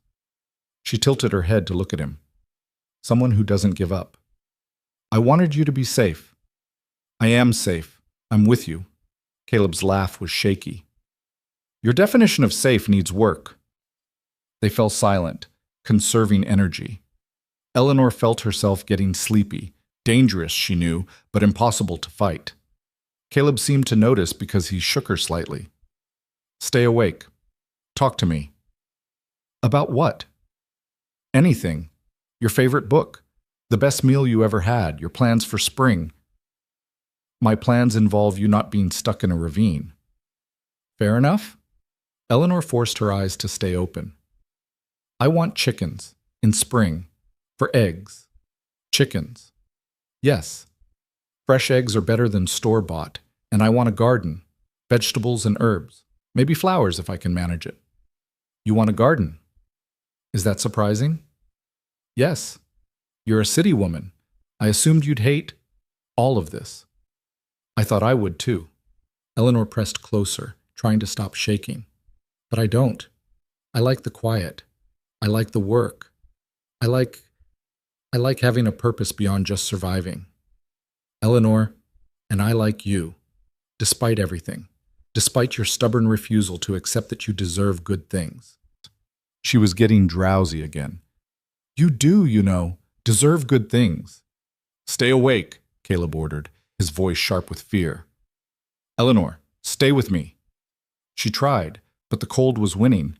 Somewhere in the distance she heard shouting, then closer, then hands reaching down, pulling them both up. Later, she would learn that one of the ranch hands had noticed the horses still saddled near the broken fence and raised the alarm. 6 men had come searching, bringing rope and blankets in the wagon. But in the moment, all Eleanor knew was warmth and movement, and Caleb's voice saying her name over and over like a prayer. Eleanor woke to firelight and the smell of coffee. Her body ached everywhere, muscles she didn't know she had screaming in protest. She was in Caleb's bed, buried under what felt like every blanket in the house. "Don't move too fast," Mrs. Callahan's voice came from beside the bed. "You'll make the dizziness worse." Eleanor turned her head carefully. The housekeeper sat in a chair, knitting needles, clicking in steady rhythm. "What happened? How long?" "You've been asleep for 18 hours. Doc Wilson came, checked you both over. Said you were lucky. Another hour and we'd be planning funerals instead of recovery." Memory flooded back. The ravine. The cold. Caleb trapped beneath her, his voice getting weaker. "Where is he?" "Downstairs, arguing with the doctor about staying off his ankle." Mrs. Callahan's mouth twitched. "Stubborn fool won't listen. Doc says the ankle's badly sprained. Needs to stay elevated for at least a week. Mr. Rourke says he has a ranch to run." Eleanor tried to sit up. The room spun. "I said don't move fast." Mrs. Callahan set down her knitting and poured water from a pitcher. "Drink this, slowly." The water was cold and perfect. Eleanor drained the glass and immediately wanted more. "I need to see him." "You need to rest." "I need to see him," Eleanor repeated more firmly. "Please." Mrs. Callahan sighed but helped her stand. Eleanor's legs trembled, but she forced them to work. Wrapped in one of Caleb's robes, far too large, drowning her, she made her way slowly down the stairs, one hand on the wall for balance. Voices drifted from the sitting room. Caleb's, tight with pain and frustration. Doc Wilson's, patient but firm. "Don't care what the ranch needs. You're staying off that ankle, or you'll be crippled permanently. Is that clear? I have men to manage, cattle to check, a fence that needs... You have hands who can do all of that. You have a wife who nearly died trying to save your stubborn hide. What you don't have is the luxury of being stupid about this." Eleanor reached the doorway. Caleb was on the sofa, his left ankle wrapped and elevated on pillows. He looked pale, drawn, older than his 35 years. When he saw her, his expression shifted, relief and guilt warring for dominance. "You should be in bed," he said. "So should you, apparently." Doc Wilson turned, a grizzled man in his 60s with sharp eyes. "Mrs. Rourke." Good to see you vertical, though I'd prefer you horizontal for another day at least. I'm fine. You're hypothermic and exhausted. That's not fine. He gathered his medical bag. Both of you, rest, food, warmth, in that order. I'll be back in 3 days to check the ankle. If I find either of you doing anything more strenuous than breathing, I'll sedate you both. Understood? Eleanor nodded. Caleb scowled but didn't argue. After the doctor left, silence filled the room. Mrs. Callahan had tactfully disappeared into the kitchen. You shouldn't have come down, Caleb said finally. You shouldn't have fallen into a ravine. I was trying to fix the fence. I know. Because you're constitutionally incapable of leaving things broken. Eleanor moved carefully to the chair nearest the sofa. Even when fixing them nearly kills you. Caleb's jaw tightened. If you hadn't followed me down, if you'd stayed up top like I told you, I'd have frozen waiting for help. We both would have. Eleanor met his eyes. Stop beating yourself up for something that wasn't your fault. I should have been more careful, should have tested the ground before. Caleb. She leaned forward, ignoring the way her head swam. Stop. What happened? Happened. We survived. That's what matters. He looked away, his hands fisting in the blanket across his lap. You could have died because of me. I could have died anyway. Life doesn't come with guarantees. You don't understand. His voice cracked. When you went quiet down there, when you stopped responding, I thought I'd killed you. That my stubbornness, my need to fix everything immediately, had cost you your life. Eleanor saw it then. The fear beneath the anger. Not fear of dying himself, but fear of losing her, of being responsible for her death. But I didn't die, she said softly. I'm here, alive, annoying you from across the room. You're not annoying me. Give me 5 minutes.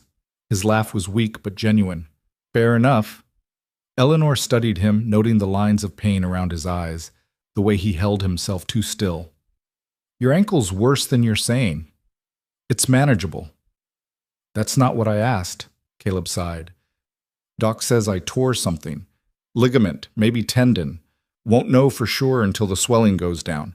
Either way, I'm stuck here for at least a week, possibly longer. Good. His eyebrows rose. Good. You need rest. You've been running yourself into the ground since I arrived, probably long before. This forces you to stop. Eleanor settled back in the chair. Consider it the universe making you take a vacation. I don't take vacations. Exactly my point. They sat in silence, listening to Mrs. Callahan move around the kitchen. Outside, late afternoon sun cast long shadows across the snow. I meant what I said, Caleb said quietly. Down there, when I thought we might not make it. I don't regret any of this. Even now, even with... He gestured at his ankle. I don't regret you being here. Eleanor felt something warm unfold in her chest. That's the closest you've come to saying something romantic. I'm not romantic. I know. That's what makes it romantic. Caleb shook his head, but he was smiling. You're impossible.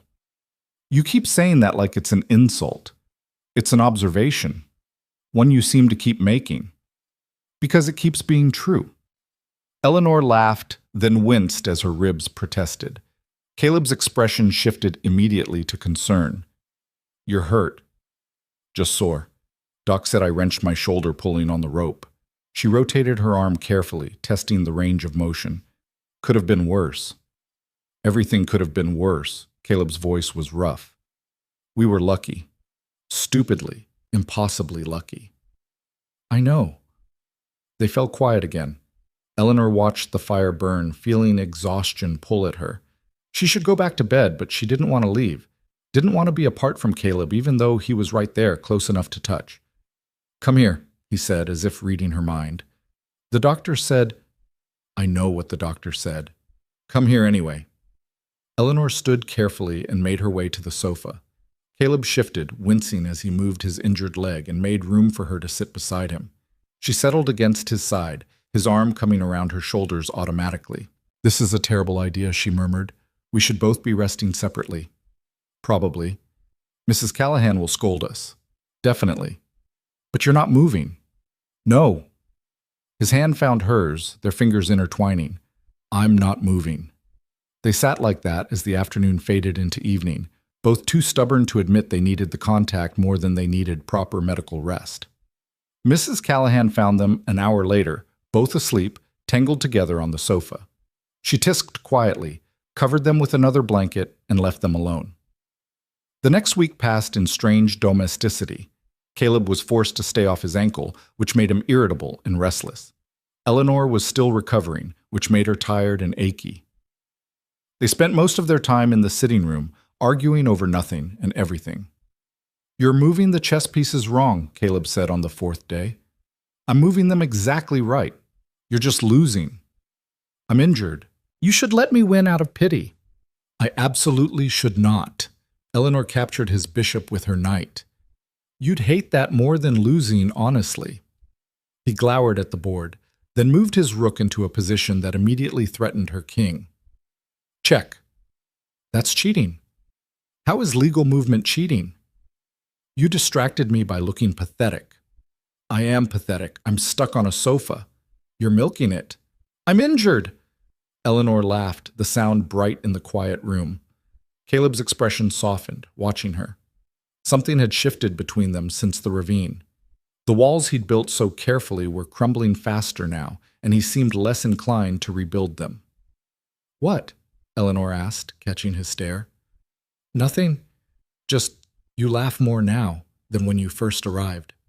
There's more to laugh about. Is there? We're trapped by snow. I'm crippled. We nearly died. And yet here we are, alive, together, arguing over chess like an old married couple. Eleanor moved her queen, blocking his threat. That's worth laughing about. Caleb studied the board, then her. When did you get so optimistic? When you started being less pessimistic. I'm not less pessimistic. You're sitting here playing chess instead of brooding in your room. That's progress. He couldn't argue with that. Instead, he moved his knight and promptly lost his queen to Eleanor's bishop. You're terrible at this, she observed. I'm distracted. By what? You. He said it simply, without embarrassment. You distract me. Eleanor felt heat creep up her neck. That's not fair. Using honesty like a weapon. I thought you wanted honesty. I do, but I didn't expect you to be good at it. Caleb smiled, a real smile, the kind that reached his eyes and made him look years younger. I'm learning. You're a good teacher. Flattery won't save your king. Worth a try. They finished the game. Eleanor won, as usual, and reset the board. Outside, snow had started falling again, soft and steady. The ranch was buried under 6 feet now, with more coming. They wouldn't see town for weeks. Does it bother you? Caleb asked. Being trapped here? No escape? No other company? Eleanor considered the question seriously. A month ago, yes. It would have terrified me. Now, she shrugged. Now it feels less like being trapped and more like being home. Home. He tested the word. You think of this as home. Don't you? I think of it as mine. That's different. Not really. Home is where you belong. You belong here. Therefore, home. Caleb was quiet for a moment. I've never thought of anywhere as home. Just places I've been. Properties I've owned. That's sad. That's practical. Same thing, apparently. Eleanor reached across the chessboard, touching his hand. Maybe it's time to stop being practical and start being happy. What if I don't know how? Then learn. We'll figure it out together. He turned his hand over, palm up, and she placed hers in it. His fingers closed around hers, warm and certain. I'm trying, he said quietly. It's harder than I expected. What is? Letting you in, believing this is real, that you won't. He stopped, jaw tightening. Won't leave. Won't betray you. Won't turn out to be another Victoria. Yes. Eleanor shifted closer, careful of his injured ankle. I can't prove I won't. Not with words. Only time will do that. But I can promise I'm here now, by choice, and nothing about that has changed since the ravine. If anything, it's stronger. Because we nearly died? Because you were more worried about me than yourself. Because even trapped and injured, you made room for me on this sofa. Because you're learning to be honest, even when it terrifies you. She squeezed his hand. Because you're trying, Caleb. That's all I need. He pulled her closer, until she was tucked against his side again, his arm around her shoulders. I don't deserve you. Probably not, but you're stuck with me anyway. Good. They sat together as evening fell, the fire crackling, snow falling outside. Eleanor felt herself drifting, warm and safe and content. Eleanor? When spring comes, when I can walk properly again, I want to do something. She opened her eyes. What? Get married. Actually married. Not just the contract, but ceremony, vows, making it real in every way. Eleanor's breath caught. You want to marry me? We're already married on paper. I want to make it real. He looked down at her, his expression vulnerable in a way she'd never seen. I want to stand in front of people and say you're mine and I'm yours. I want everyone to know you chose to stay, that I chose you back. Tears pricked Eleanor's eyes. That's the most romantic thing anyone's ever said to me. It's just practical. Stop. She sat up, cupping his face in her hands. It's romantic and beautiful and yes. Yes, I'll marry you. I'll marry. Again, properly. Caleb's smile was brilliant, transforming his entire face. You will? Did you think I'd say no? I wasn't sure. Thought maybe you'd want to wait. See if I could maintain this for longer than a week without panicking and pushing you away. You're going to panic and push me away again. Probably multiple times. Eleanor leaned her forehead against his. But I'll push back. That's what we do. That's who we are. Stubborn. Exactly.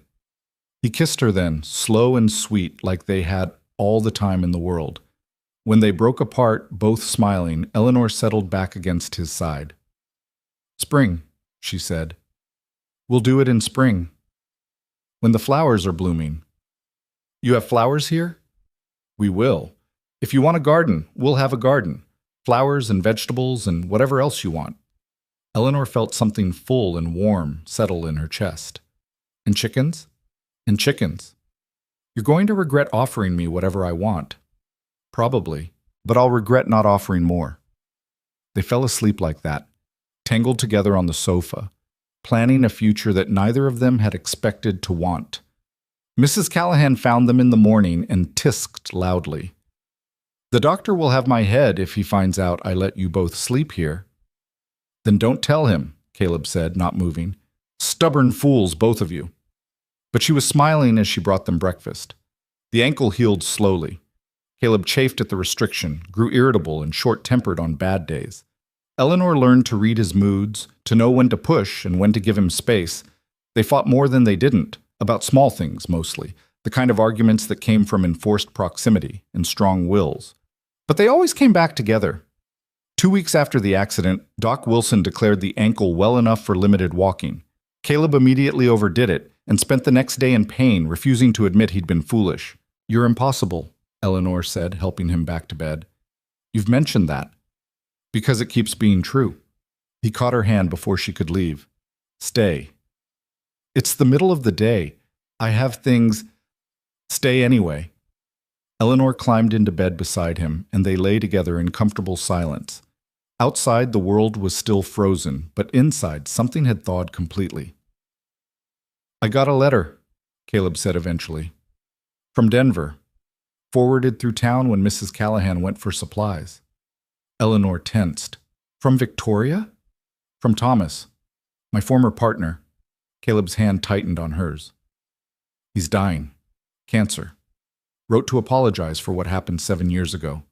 Said he's been carrying the guilt and wanted to make peace before the end. What are you going to do? Nothing. There's nothing to do. He made his choices, lived with them. Now he's dying with them. Caleb was quiet for a moment. I thought I'd feel something. Satisfaction, maybe. Justice. But I just feel empty. Like it doesn't matter anymore. Because it doesn't, Eleanor said gently. You've moved past it, built something new. Let yourself care about something beyond the hurt. Let myself care about you. Yes. He turned to look at her. Do you know how terrifying that is? How much power that gives you? The same power you have over me. Eleanor traced the scar on his cheekbone. That's what trust is. Mutual vulnerability, mutual power. We can both destroy each other or both save each other. I choose saving. So do I. They kissed, slow and deliberate, like sealing a promise. When they broke apart, Caleb pulled her closer, his arms tight around her. Spring, he murmured against her hair. We'll get married in spring, and you'll have your garden and your chickens, and we'll build something that lasts. Something permanent, Eleanor agreed. Something real. It's already real. Then something everyone can see is real. Eleanor smiled against his chest. Deal. They spent the rest of the afternoon in bed talking about plans and possibilities, about the ceremony, small, just them and the essential people, about improvements to the ranch, about the future they were building together, brick by careful brick. When evening came, they made their way downstairs for dinner. Caleb's ankle was stronger now, his limp less pronounced. Mrs. Callahan had made roast beef and potatoes, and they ate together at the table like a family. After dinner, Caleb disappeared into his library and returned with a small box. I got this months ago, he said, setting it on the table in front of Eleanor. Before you arrived. Thought it was presumptuous to offer it when you were just here for the contract. But now? Eleanor opened the box. Inside was a simple gold band, unadorned but elegant. It's not fancy, Caleb continued, suddenly uncertain. I can get something else if you want. Something with stones, or... It's perfect. Eleanor slipped it onto her finger. It fit perfectly. How did you know my size? I guessed. Made the jeweler create something adjustable just in case. It's perfect, Eleanor repeated, looking up at him with tears in her eyes. You're perfect. I'm really not. You're perfect for me. Caleb smiled, that rare, brilliant smile that transformed his face. Then I'll take it. He pulled her into his arms, and they stood there in the warm kitchen, holding each other while Mrs. Callahan pretended not to cry over the dishes. Outside, the snow continued to fall, burying the world in white. But inside Rourke Ranch, spring had already begun. The weeks passed in slow progression toward warmth. Caleb's ankle healed fully, though he still limped on cold mornings. Eleanor spent her days planning the garden, ordering seeds from catalogs, marking out where the chicken coop would go. They worked side by side on ranch business, her head for numbers complementing his practical knowledge. And they fought. About money, about management, about whether to buy more cattle or invest in improvements, about small things and large things and everything in between, but they always came back together. One morning in late February, Eleanor woke feeling strange, nauseated. She barely made it to the wash basin before being sick. Caleb found her there, pale and shaking. What's wrong? He demanded, immediately worried. I don't know, Eleanor was sick again. Mrs. Callahan appeared in the doorway, took one look and smiled. Well, I wondered when this would happen. Eleanor wiped her mouth, confused. When what would happen? You're pregnant, dear, or I'll eat my hat.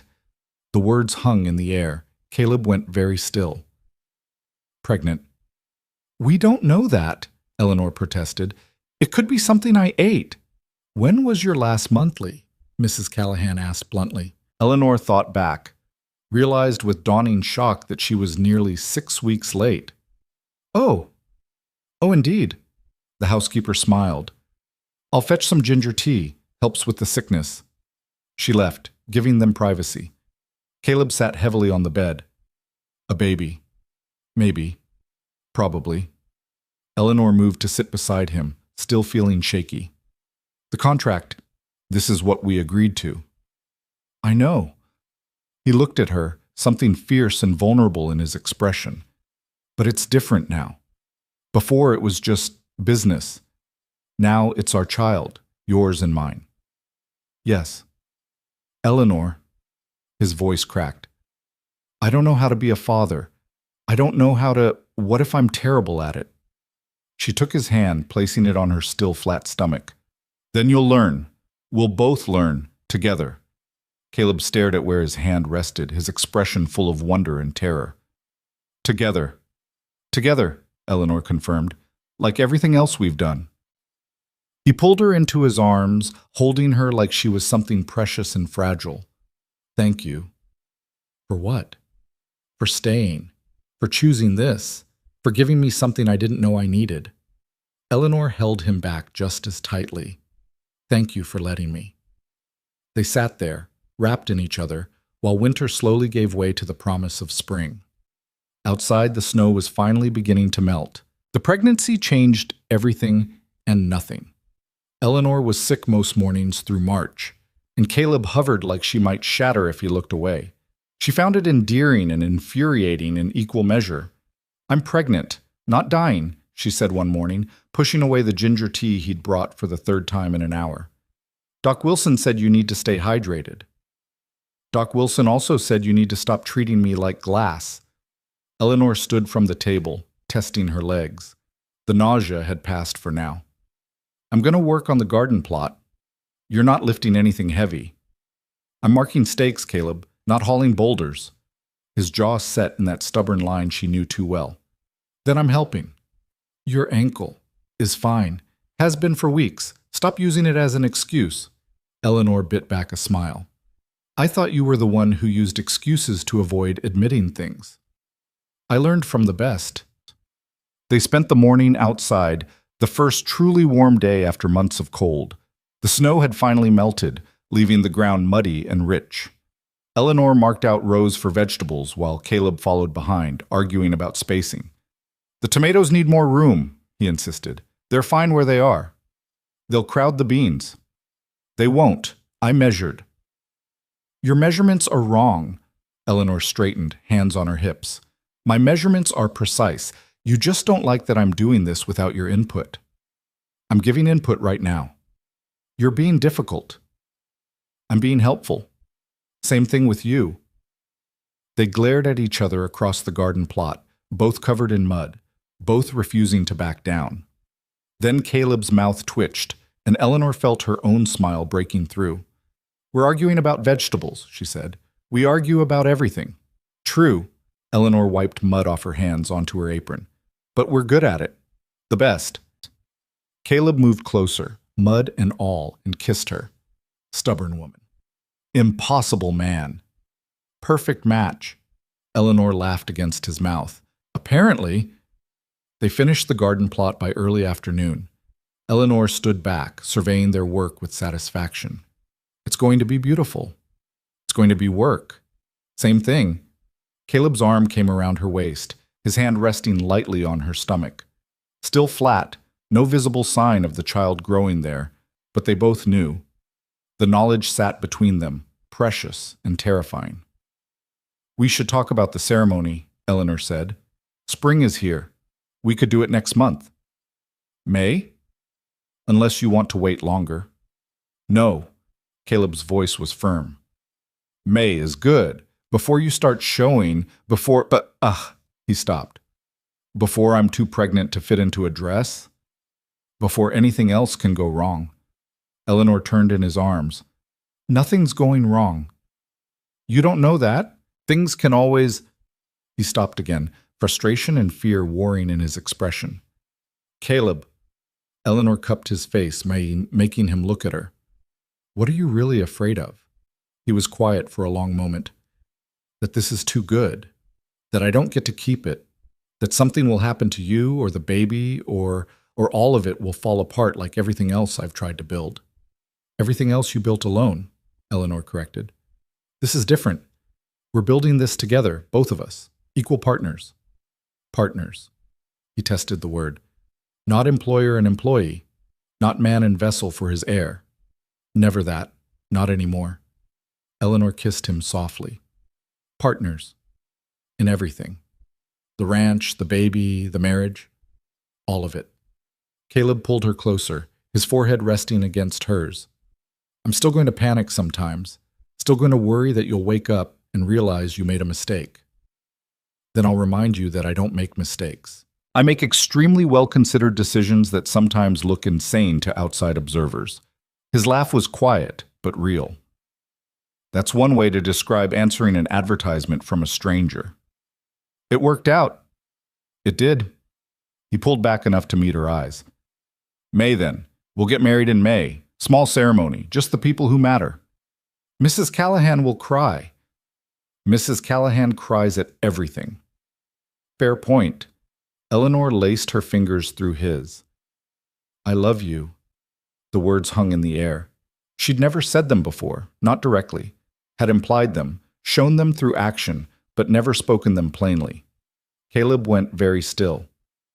Eleanor, you don't have to say it back. I know it's hard for you. I just wanted you to know that this isn't obligation or practicality anymore. I love you, the real you, not the version you thought you needed to be. His throat worked as he swallowed. I'm not good at... I know, it's okay. It's not okay. You deserve to hear it. Caleb took a shaky breath. I love you. I've loved you since you climbed down into that ravine instead of leaving me to freeze. Maybe before that.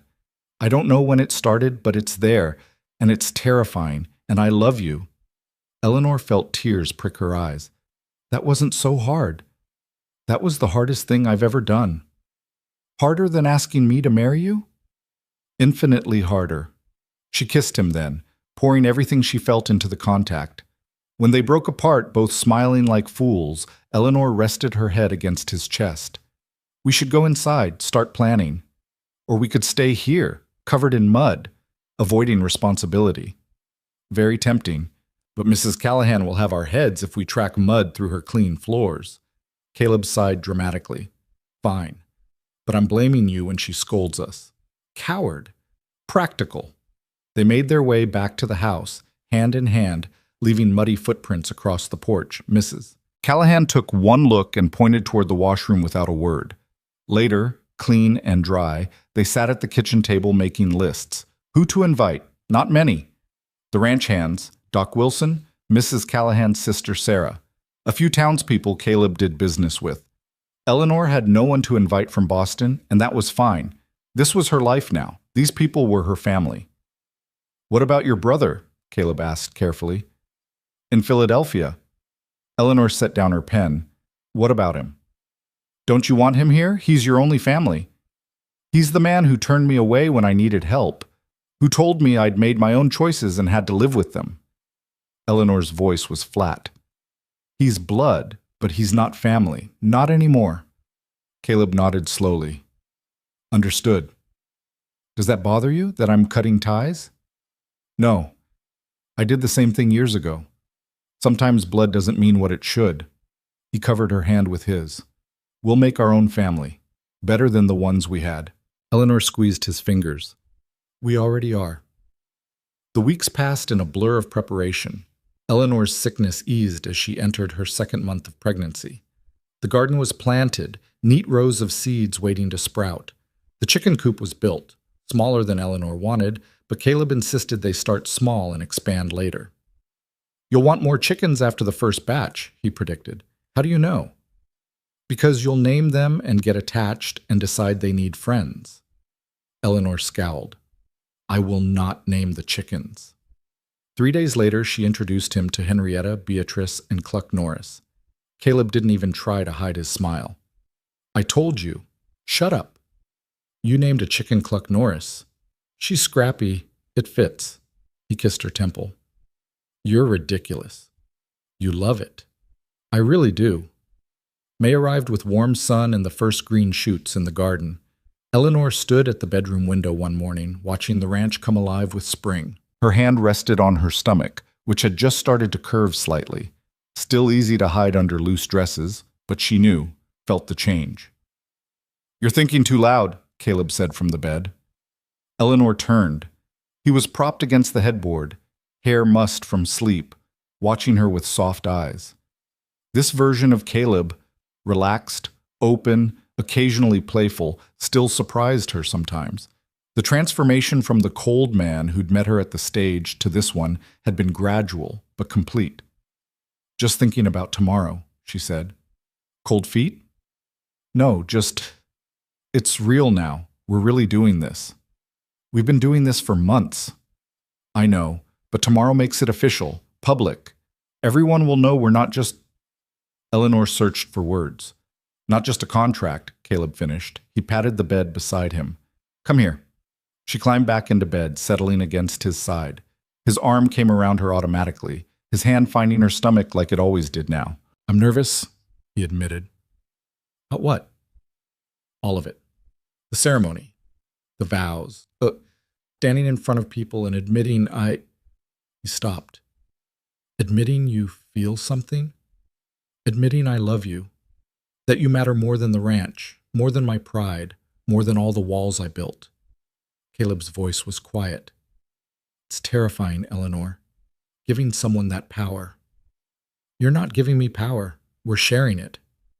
Still terrifying. Eleanor tilted her head to kiss his jaw. You'll be fine. We'll both be fine. We'll stand up there, say our vows, and then everything will be exactly the same as it is now, just with rings and witnesses. When did you become the optimistic one? When you started being honest about being scared. He huffed a laugh. Fair enough. They lay there, watching morning light paint the walls golden. Outside, ranch hands were already moving, starting the day's work. The cattle lowed in the distance. Spring birds sang from the budding trees. This is home, Eleanor said softly. What? This. Right here. You and me and the ranch and the baby coming and all of it. She turned to look at him. This is home. Not Boston, not my brother's house, not anywhere I've been before.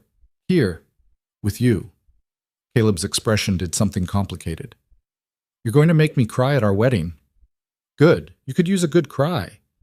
I don't cry. Everyone cries. I haven't cried since... He stopped.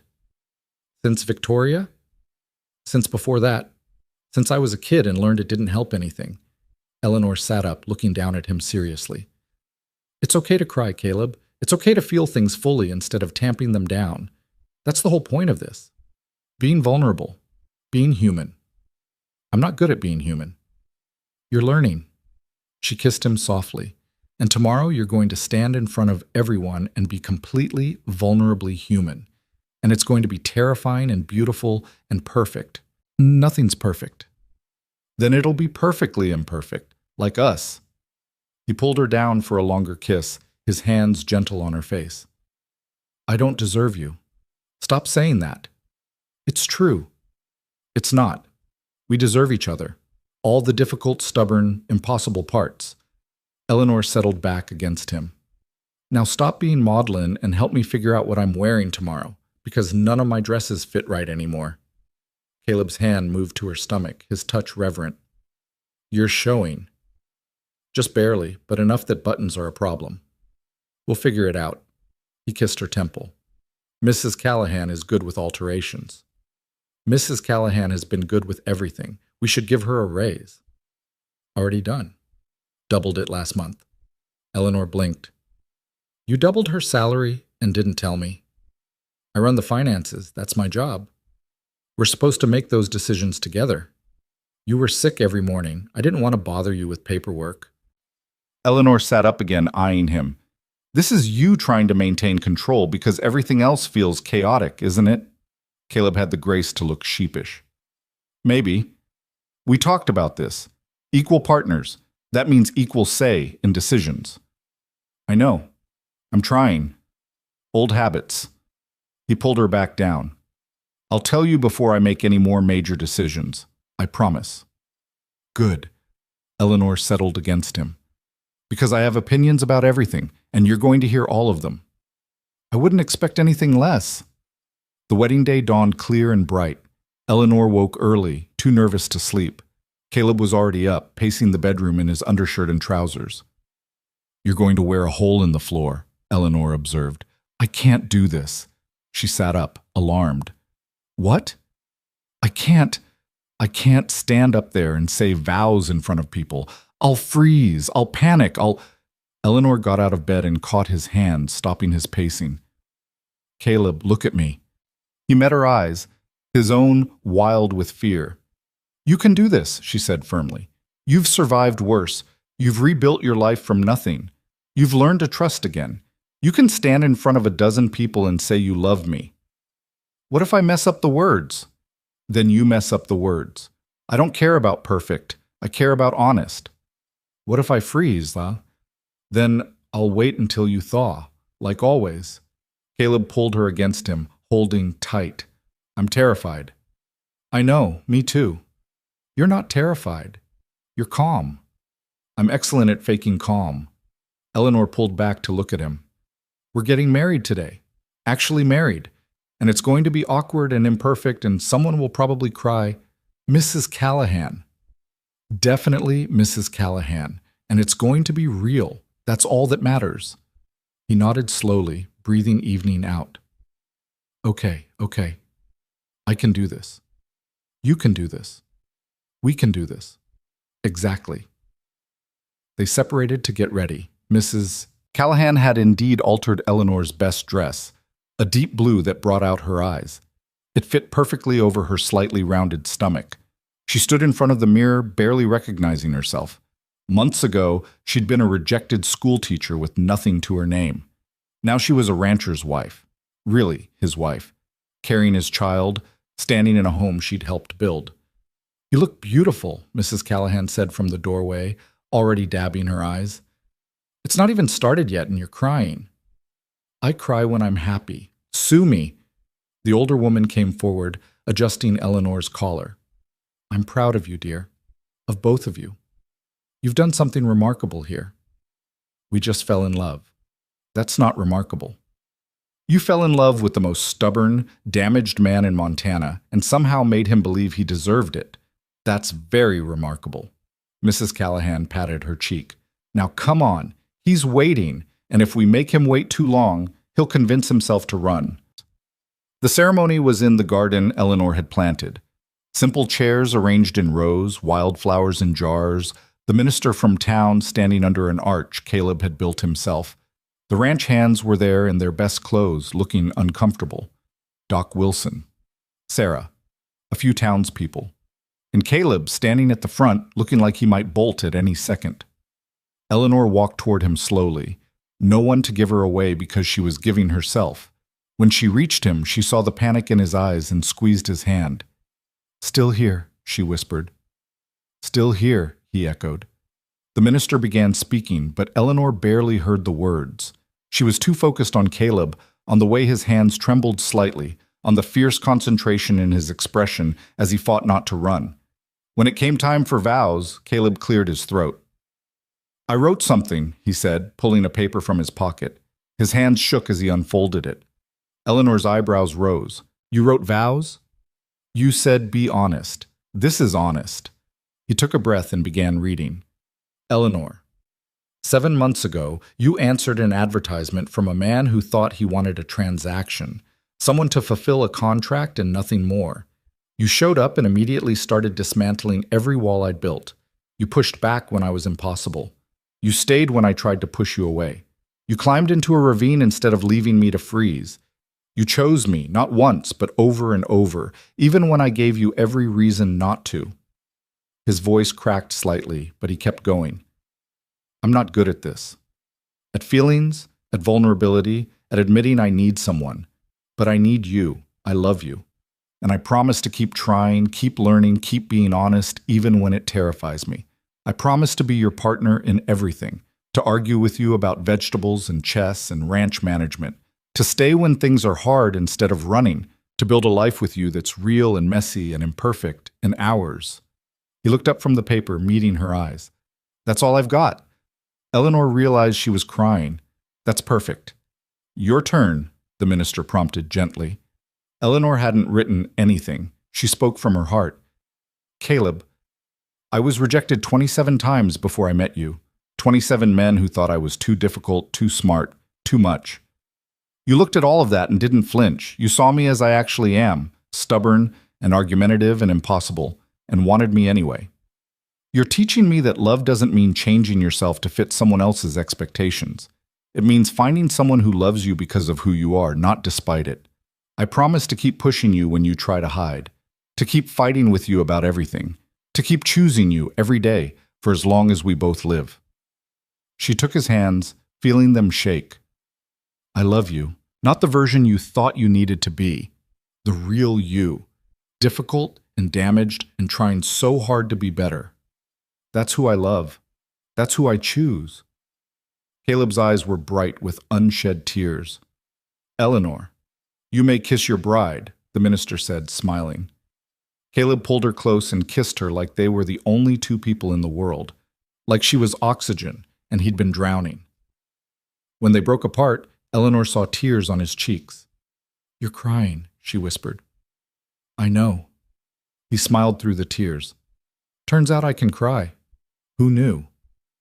Everyone, Eleanor said. Everyone knew except you. They turned to face the small gathering, and Mrs. Callahan was sobbing into a handkerchief. Doc Wilson was suspiciously bright-eyed. Even the ranch hands looked moved. The celebration afterward was simple. Food and music and dancing in the evening light. Eleanor danced with Caleb, both of them terrible at it, stepping on each other's feet and laughing. This is perfect, she said. Nothing's perfect. This is. You're biased. Completely. Eleanor rested her head on his shoulder. But I'm also right. Caleb's arms tightened around her. Thank you. For what? For answering the advertisement, for staying, for making me believe I could have this. You would have figured it out eventually. No, I wouldn't have. I'd still be frozen and alone, pretending that was enough. He pulled back to look at her. You saved me, Eleanor. We saved each other.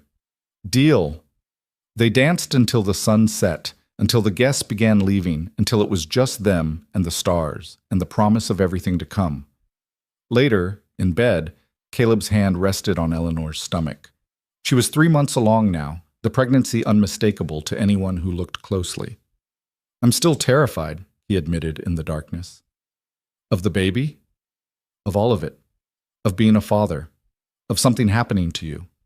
Of this happiness being temporary. Eleanor covered his hand with hers. It's okay to be scared. I'm scared too. You are? Of course. I'm about to have a baby in the middle of nowhere, Montana, with a man I've known less than a year. That's terrifying. She paused. But I'd rather be terrified with you than safe with anyone else.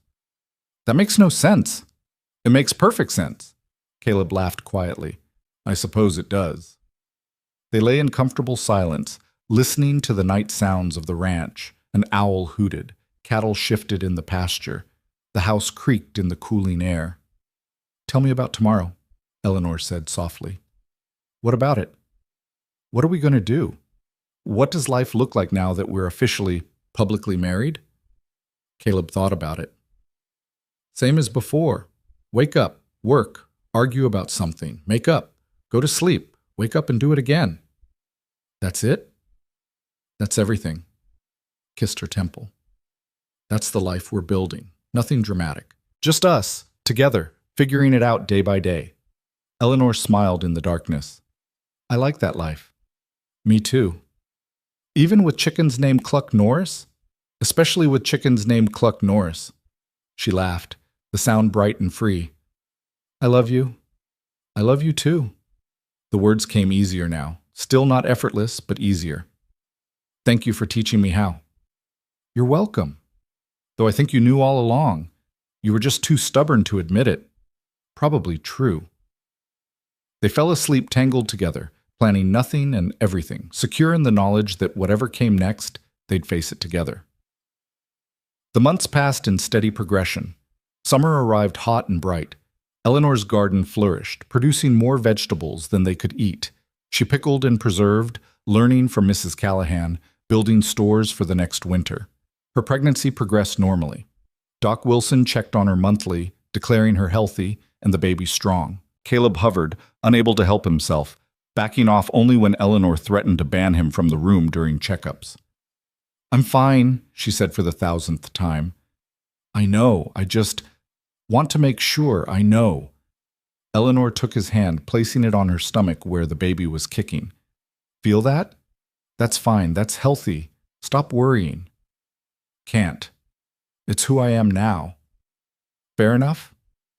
They worked the ranch together, Eleanor doing less physically as she grew larger, but managing the books and making decisions alongside Caleb. The hands accepted her authority without question. She'd proven herself capable, and they respected that. In August, Eleanor woke in the middle of the night with cramping.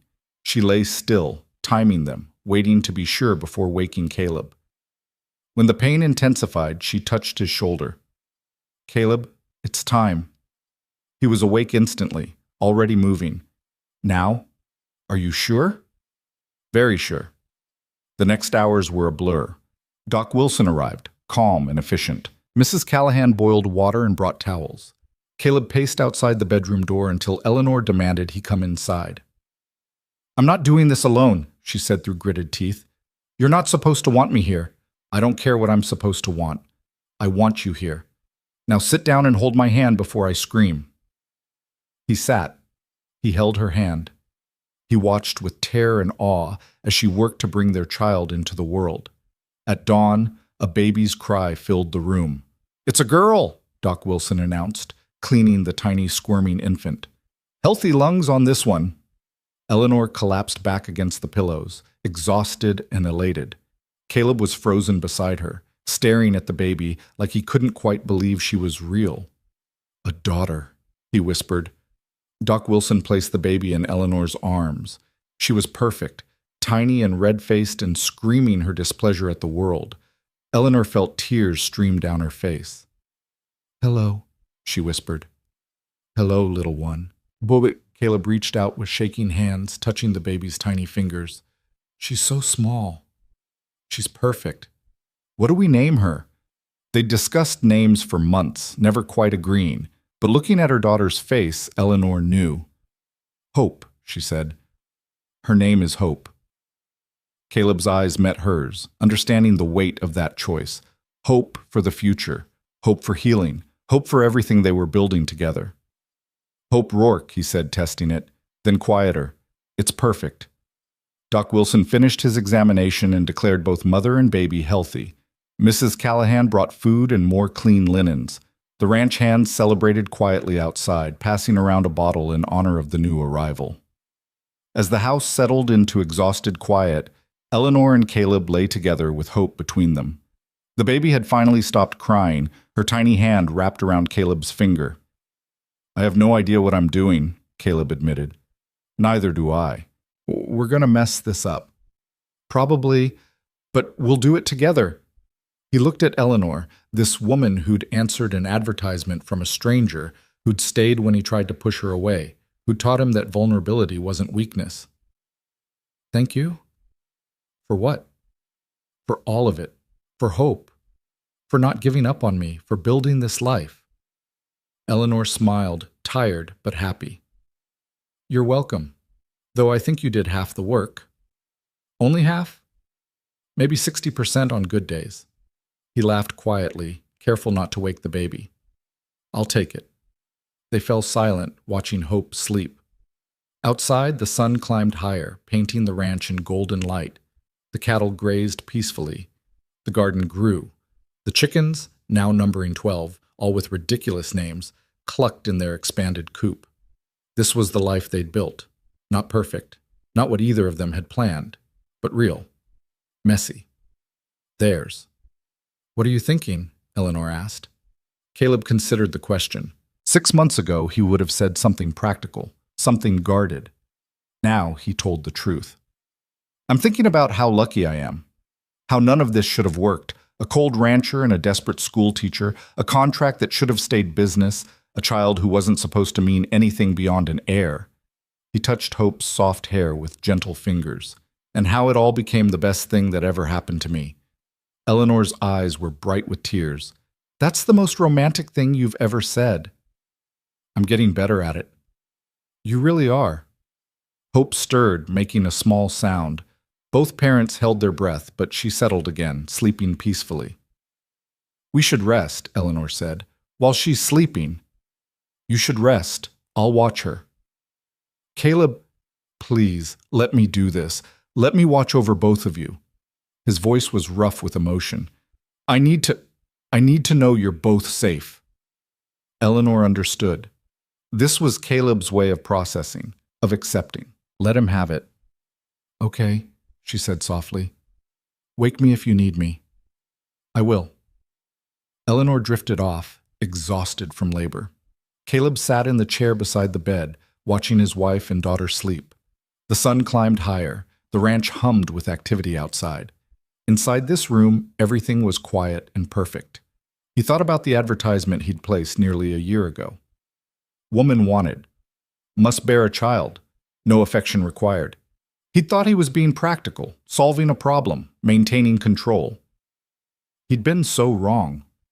Eleanor hadn't just borne his child, she'd broken down every wall he'd built. She'd taught him that love wasn't weakness, that vulnerability was strength, that letting someone in didn't mean losing yourself. She'd saved him. And hope, this tiny person sleeping peacefully, represented everything he'd been too afraid to want. A future. A family. A legacy built on love instead of fear. Caleb reached out, touching Eleanor's hand where it rested on the bed, then Hope's tiny fingers. His family, his home, his everything. The tears came again, easier now, less frightening. He let them fall, mourning the years he'd wasted being frozen, celebrating the warmth he'd finally found. Outside, a new day bloomed across the Montana prairie. Inside Rourke Ranch, a new family was beginning. Imperfect, complicated, real, and absolutely, perfectly theirs. Eleanor woke hours later to find Caleb asleep in the chair, Hope cradled carefully in his arms. Both of them peaceful, safe, loved. She smiled, her heart so full it ached. This was home. This was family. This was everything, and she wouldn't change a single thing.